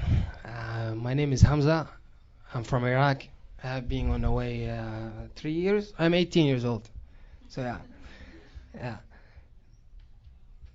I came through Greece, Albania, Montenegro, Bosnia. I stay in Bosnia 1 year and 8 months trying. Yeah, and after 1 year and 8 months, I get to Bosnia to 2018, and I get here 2019 in the end. And like 3 months ago, I get here. How many times did you try, and how did you finally made it? I try more than 20. The last time I didn't try like an easy way like everybody tried. I went under truck. So if not inside, the under. Yeah, so it was a crazy way, you know. But how many? What would be your estimate? How many? So, if I understand correctly, you were a minor when you crossed most of the time. How many times did you cross? Did you try to cross the border, and how many of those times were you physically in Slovenia, apprehended by Slovenian police? I didn't understand your question. How many times were you in Slovenia? I were in Slovenia 4 times. 1 time I asked for asylum. They didn't expect it. They pushed me back. I was just 2 kilometers inside Slovenia. Did you tell them you're a minor? I did, yeah. Once I did, I asked for asylum and I told them I'm minor. They didn't do anything like really like there is an asylum here, and I wasn't. No, there's an asylum till I get here. Yeah, I tried like many times, and one of the time I met Bruno in Bosnia. Yeah, I'm very happy to meet Bruno again in Slovenia. Yeah.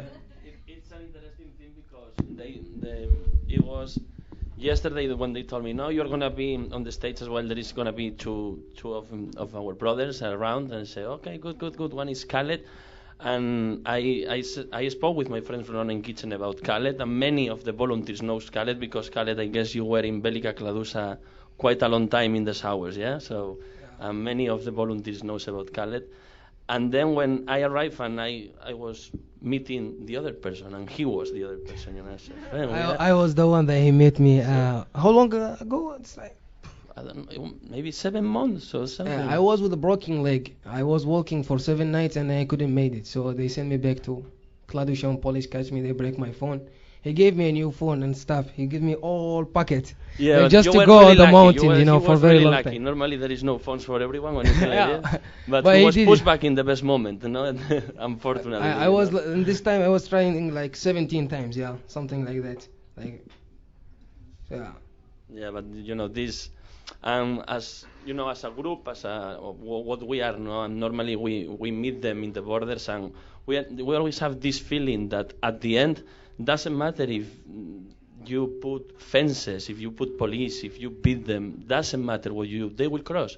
It's just a matter of time, or they cross or they will die. And if they decide to come back to their countries, when they reach Germany, when they reach whatever is supposed to be the paradise, and they realize what fucking terrible it is, and sometimes they come back. But on the middle of the way, do you know someone who just came back in the middle of the way? Not normally. They just try.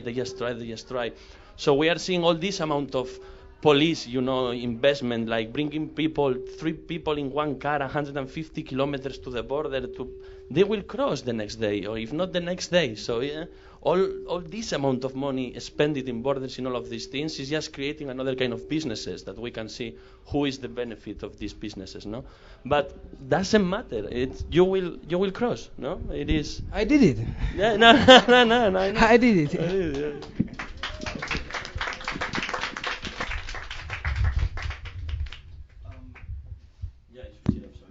So, Khalid, when Bruno had his explanation, you mentioned quite a few times when game started, but I don't think you explained what the game is, because I think a lot of people who are not involved in this doesn't know what the term game is.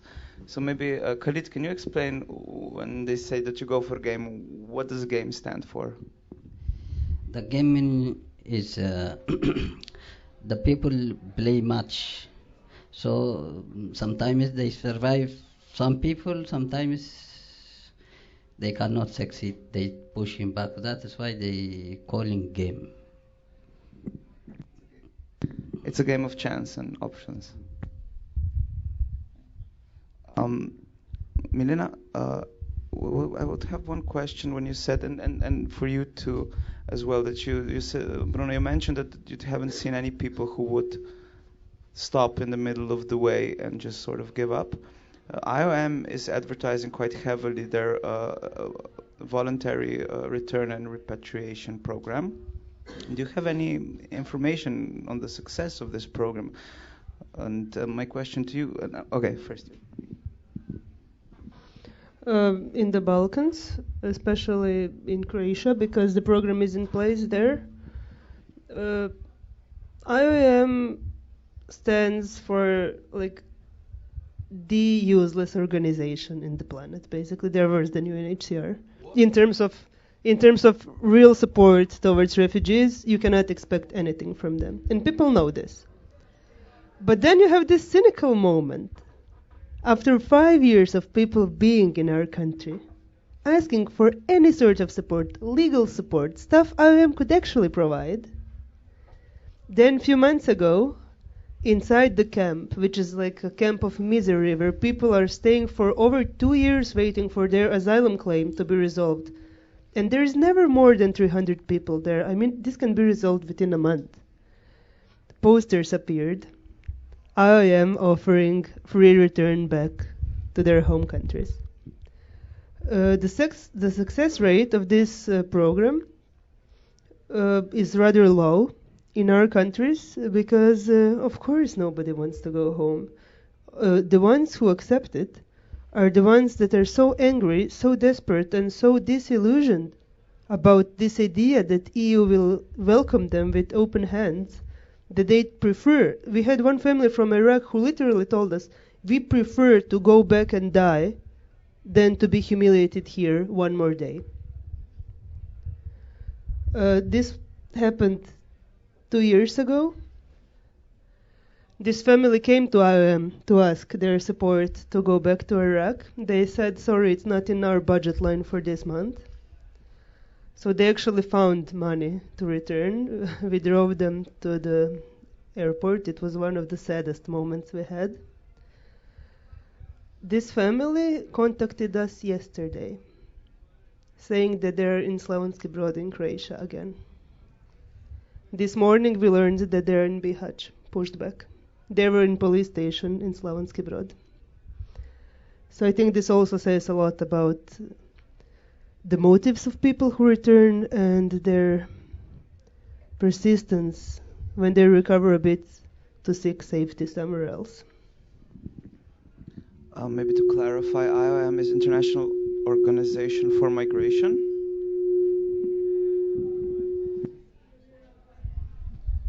It's a EU-funded, the European Union started this organization.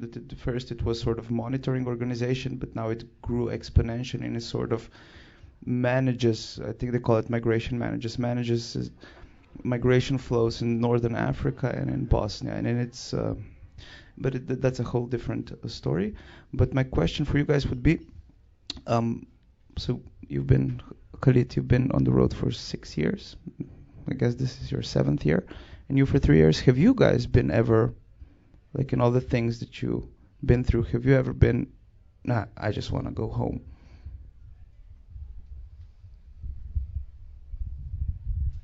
Yeah, unfortunately, I be long time here. I come from Eritrea to Sudan, Egypt, to Turkey, and Bulgaria, and Greece, Macedonia, Serbia, Hungary, Austria, Germany, Denmark, Sweden, and the first fingerprint I have in Bulgaria. So Bulgaria is European Union already, and the agreement is Dublin finger.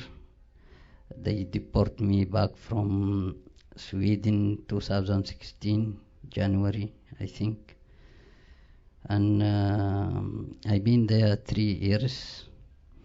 And before also I be 2 years in Greece. Unfortunately, without any decision, I left Bulgaria and I finished all my procedure. Even I go to High Court, but there is no answer. And I know before me a lot of people, especially from Africa, they are waiting maybe 5 years to get decision. So that's why I left Bulgaria to Serbia in 2018. And I came to Serbia, from Serbia to Bosnia. I've been 10 months. And in Velika Kladuša and Bihać. And every trip I try to come to Europe, but unfortunately the police in Croatia, they push us back. And they beat us, and sometimes they threat us to killed by shoot. They shoot, yes, in the air, but many times they threat us, if they come in again, next time we will shoot you. And they broke in the phone, they take in power bank, if you have money, they took it, even the food they took it. And sometimes Even the shoes, they took it and they fire it and they still leave him back. And they push you back very far to Velika Kladusha or Bihać. Maybe 15 kilometers. So you have to walk all these days and the night to get to come or the center the city. What happens, like, you're thrown into Bosnia, sometimes without shoes, without jackets, it's cold. What, what do you do next? Like, how do you, what's the first thing you try to do, or what's the second thing, and what is the first week after this for you? You don't have any option. You have to walk until to come to Meral camp or to non kitchen shop with beads to get shoes or jacket or even food. If you, of course, you be hungry, you need food. So in Meral, unfortunately, if you don't have the ID card for the camp, they don't allow you to go enter. So you have to call for the volunteer people, or you have to go. Yeah, and before they do one time food, it is breakfast or lunch. And you know, if you don't have money, you cannot get it. So thank you for the Nonim kitchen and pits. Sometimes they give us money for his own money. I'm talking for Khalid, especially to me. Really, many times they give me, even I get it. But Khalid, okay, that's very small pocket money, I guess, for necessities. But you guys, like both of you, you were in the road without any money, so you couldn't afford sort of a smuggler. You just tried your way on your own as the best as you can. Is that true?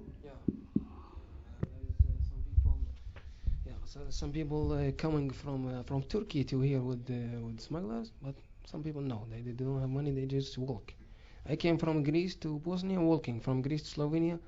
I came crazy way, you know. I came and like half the way is under, the way in the bus, half the way is walking, you know.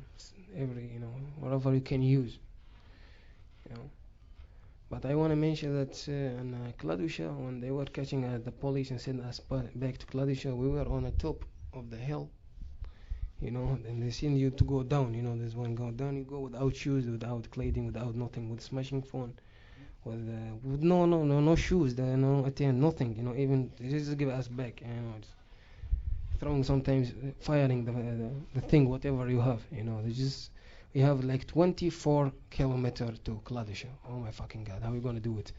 You know, it's like you have a very long way, barefoot, you know, by your foot without shoes, and nobody can stop for you in the way because they think he's working for some kind of people and then he's criminal, you know. Nobody can help you in the way because of police. They can't help you, you know. So this is what I want to mention, you know. It was like But the same question for you, like at least you tried to cross more than 20 times. Have you ever been to just like, okay, now I have enough, whatever happens at home, I just want to go to a more familiar environment or something? Did you ever thought of just giving up? Like when somebody have the experience to try many times, you know, then he will give up, he will stop the hope for one day, and then he go back, you know, because he have to continue his journey, and he have to go to his they have very strong reasons to be outside, you know. So people just don't give up. But sometimes, yeah, people say like, oh, I would rather die in this way or die in my country better. I would die in my country better. Why would I die in the jungle? You know, why would I die? I'm not coming all the way to die in the jungle, you know. I came very fucking long way, you know. And there is like people, I have one trip, they beat one family, Syria, one guy from Syria. They beat him in front of his family because he tried to hide the phone. He didn't give it to them. You know, he tried to. I was hiding my phone in the bread that time, and I just like I bust it. You know, it was good.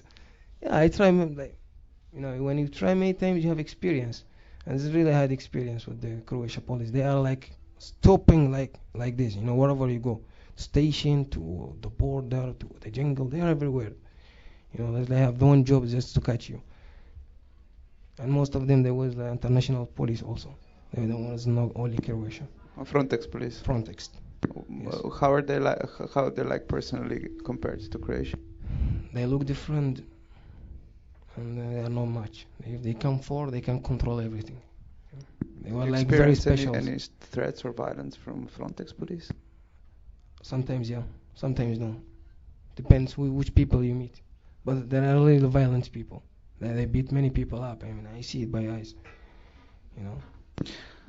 Khalid, one last question for you. You mentioned that your way to Europe has taken a long time. In the meantime, you've been in Sweden and in Greece and half a dozen European countries, but it doesn't seem that you've reached Europe. Do you think you're in Europe now? Do you think here you will get international protection as Eritrean, one of the most repressive countries in the world? Do you think you are on a safe, protected place now?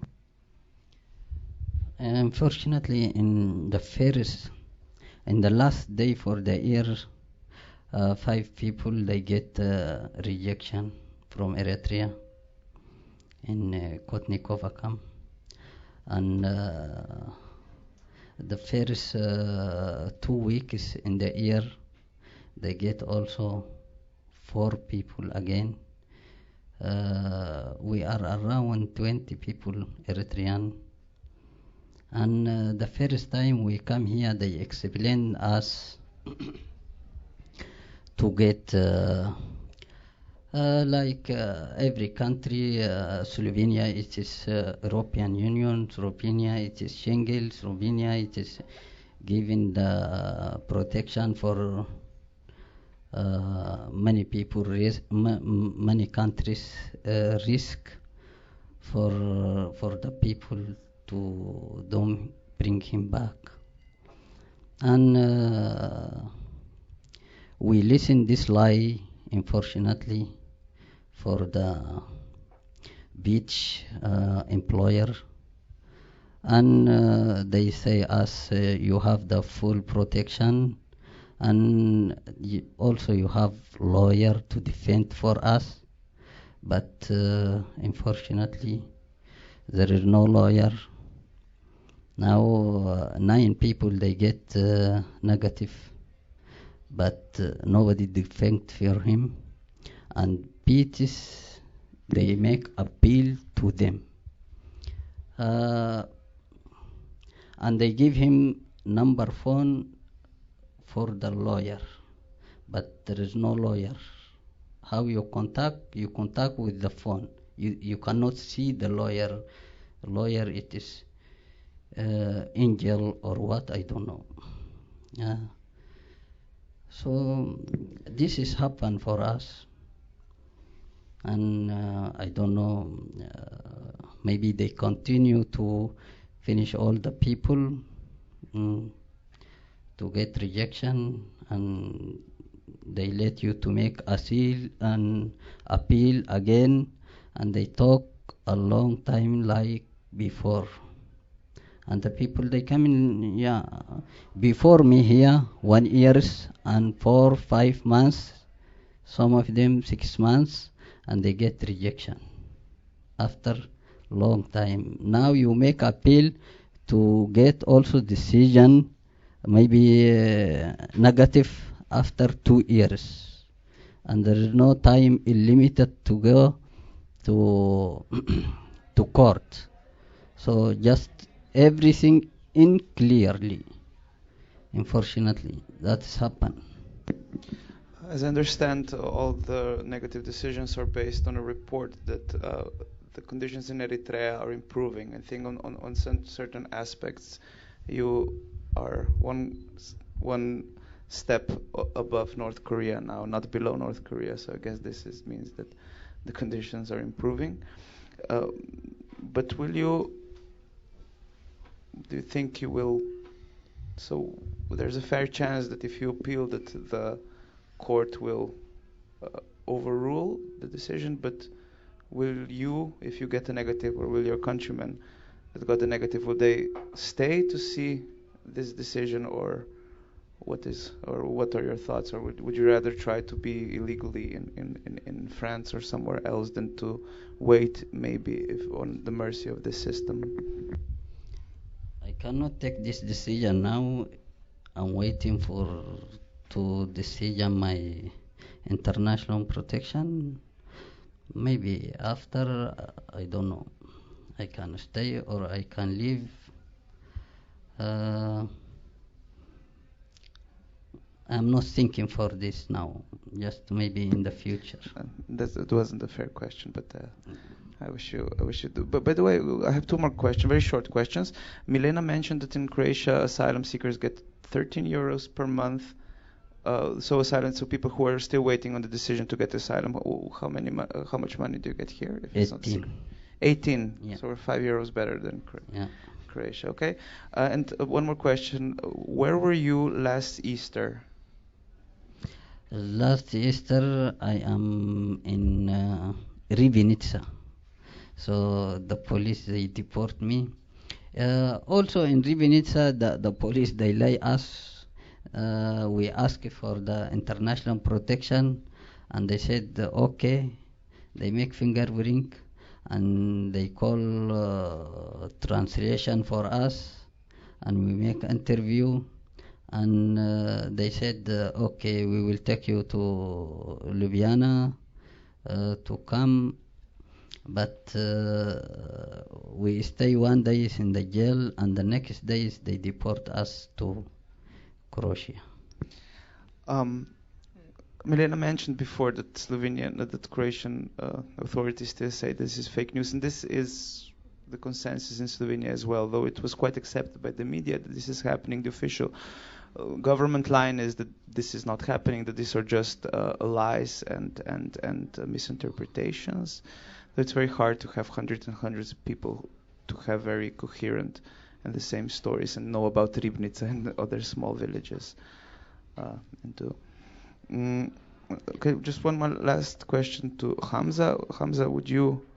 Now you asked for asylum to Slovenia. What are your thoughts? Or is it worth waiting here? Like, one of the big issues here is that they're just illegal immigrants. They're economic immigrants. They're just coming here to cross the border and to go into the rich European countries. Now we heard Khalid's story that he wants to have international protection here, and he's been waiting now for many months. Some of his countrymen waited for over a year in vain. What are your thoughts on this? So do you have sort of this dilemma whether to stay here and maybe ask if they maybe arbitrarily decide that you're good enough or vulnerable enough, or to try your luck somewhere else? For this question, in the beginning, I just didn't know. I just wanted to go. But after I stayed and I found out, when I came here, I didn't know that there was here a fingerprints and this is the European Union. I didn't know that. That's all was, I didn't see, like, police didn't let me see or just tell me that it's asylum. There's nothing there. I didn't know nothing. So when I came here, I found out that I have fingerprints here, and this fingerprints working, for all European Union, and this is Dublin. I see many people is deported from Germany, after 1 year, because they have fingerprints here. They deport from Holland, from many countries. So I just decided that I don't want to go travel, and then they send me back for fingerprints. I just get my document and go away. Maybe that would be easier. I don't know. For now. Thank you, Hamza. We'll open now for questions from the audience, or if our other more silent guests have any questions. So, any questions?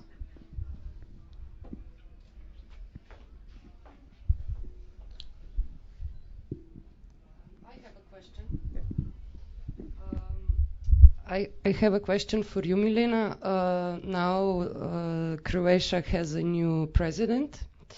Kolinda, unfortunately or fortunately, was not re-elected. We will miss her.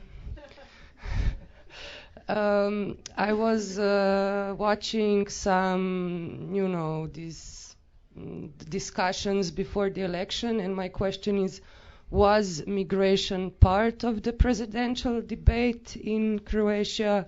And do you think that maybe now things will change under the new president? Will he have any influence?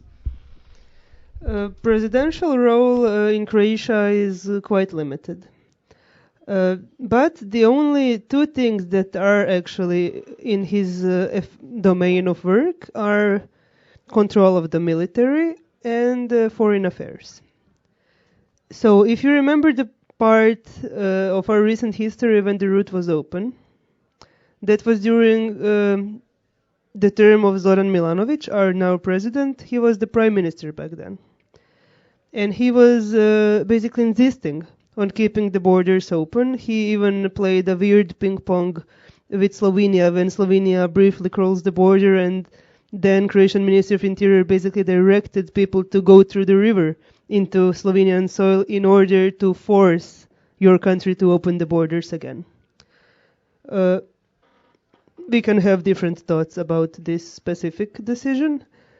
What we know for sure is that he insisted, together with his Minister of Interior, who was really great, I must say, that the people will get free transport, all the humanitarian support they need, and the borders will remain open. Today, when he talks about this, he admits something which they didn't want to admit then. They were keeping the fast forward policy. Sure, they were accepting people because they knew people would come anyway. But they would keep them in Croatia maybe for half an hour in the transit camp just to quickly register them and push them forward. They never mentioned the possibility of asking for asylum in Croatia, and they never encouraged anyone to stay. So this was what he will now say in this presidential campaign where migration was actually a huge topic. This was his way of avoiding of Croatia becoming a hotspot, something that they're threatening with, or waving with as some sort of a huge threat when we talk about the imperative of keeping migration in the legal domain. During his presidential candidacy, he was very reserved when talking about migration. He never openly admitted or condemned pushbacks, even though during his term pushbacks weren't happening, or they started happening at the very last month of their term when the borders actually closed. It is my expectation that he will maybe, and I hope that he will maybe use his negotiating skills, which are very good, to maybe cut some sort of a new migration deal with his European counterparts. But I don't think he will be putting too much pressure at the right-wing government that we have at the moment, especially because he announced openly that he intends to make no trouble and to cooperate with the government of Prime Minister Plenković, who is his colleague from diplomacy for the past 20 years. So in that sense, I don't think we can expect much. But what we can expect is that the discourse will normalize a bit from this paranoia-igniting hate speech that was coming from Kolinda Grabar-Kitarović towards something more diplomatic and mild. I personally think that the big fail of our current Prime Minister was that he just accepted to be blackmailed by, if you want to enter Schengen space, you have to, prevent migration at all costs. And he said, okay, no problem, we'll beat them up and we will enter Schengen. Maybe Croatia is a small country, but when you have so many people at your doorstep, and when the entire European Union expects you to deal with this problem, to do their dirty job, you actually have some pretty good negotiating material, which they never used. I hope that Zoran Milanović will use his experience in that sense.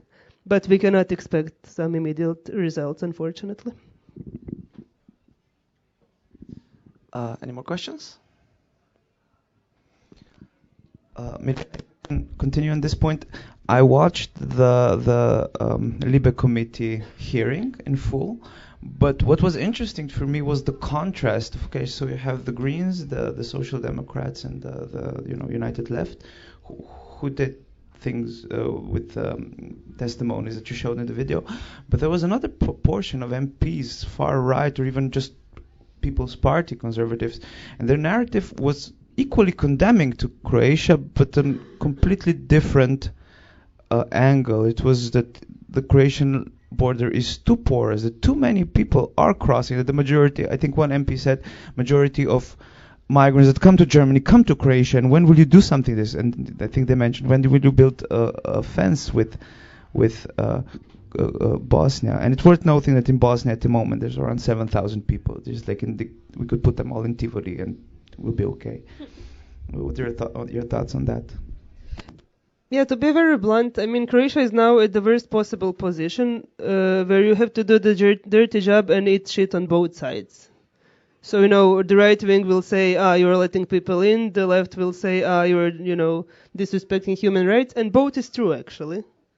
I think this just proves our point that there is no way that you can prevent migration by putting twice as many, 10 as many, police officers in the field.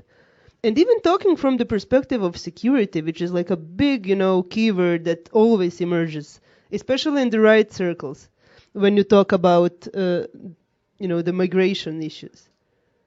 From the security standpoint, I think Croatia is now in the worst possible position because we actually don't know who is passing through our borders at the moment because we are not accepting them in some sort of organized manner where we would actually be able, to see, you are from there, you're from there, you want this, you want that. I'm not saying that the security threat actually exists. But we don't know. And if I was a right-wing troll from Hungary, Germany, or wherever, I would be concerned.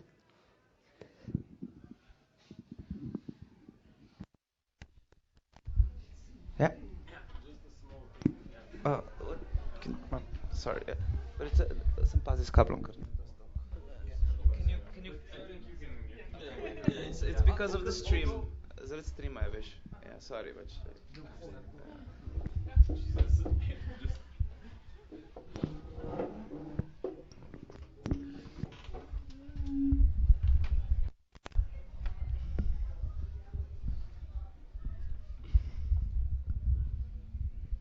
Sorry. Thank you. Yeah. Okay. So although this committee and it's probably a huge win in some sense, but at some other sense, isn't it a bit hypocritical?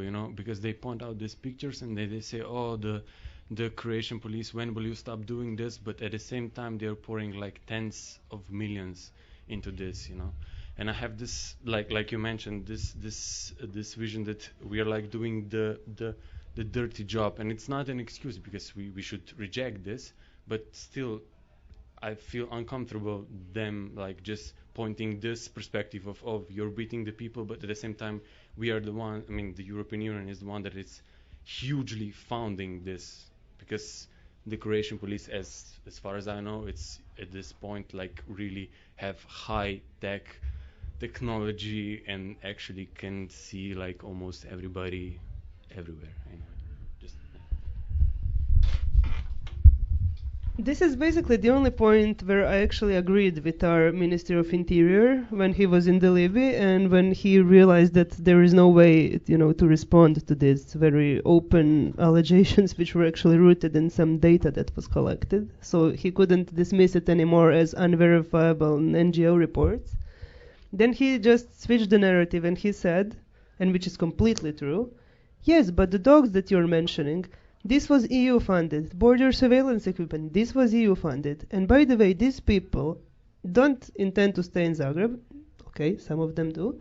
But they actually want to come to Berlin, to Paris, to Milan. Why don't you accept them?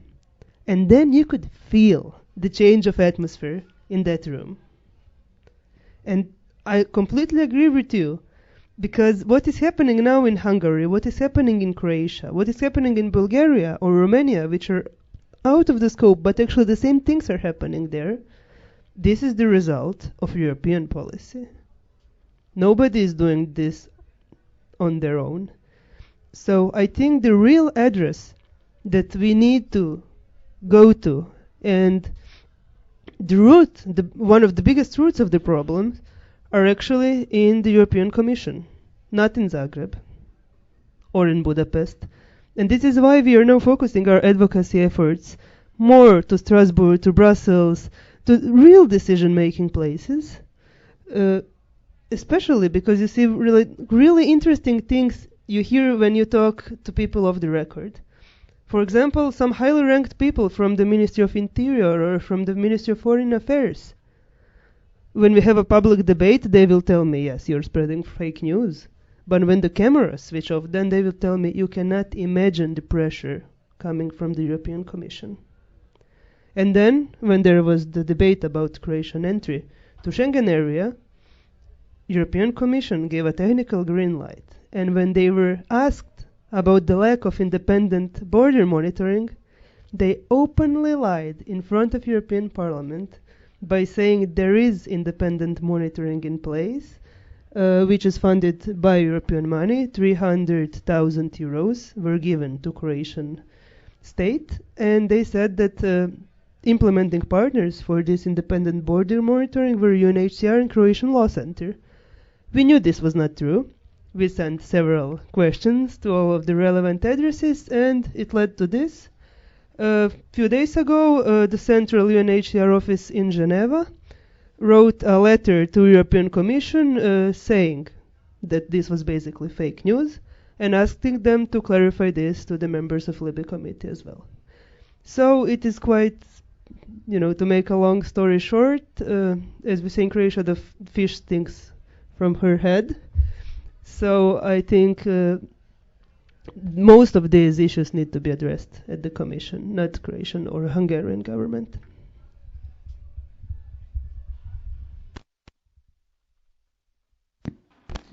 Bruno, would you like to add something? No, I think we've been here for a while, and probably many people is tired, I don't know. Where do you think that the fish stinks? About what? Where do you think that the fish starts stinking? It's a proverb, it's a joke, don't worry. But, I don't know, what can I say, that it's great, at least to be able to have these spaces and create these moments, to give voice to them, to be able to tell what we do and to connect with each other. So I just can say thank you, and I love Ljubljana. Really, I love it. I like to be here. We love you too, Bruno. Yeah, thank you. We love each other. Yeah. Okay. Yeah. Thank you for all of you for coming, and you guys for listening for so long, and you guys for coming and speaking with us.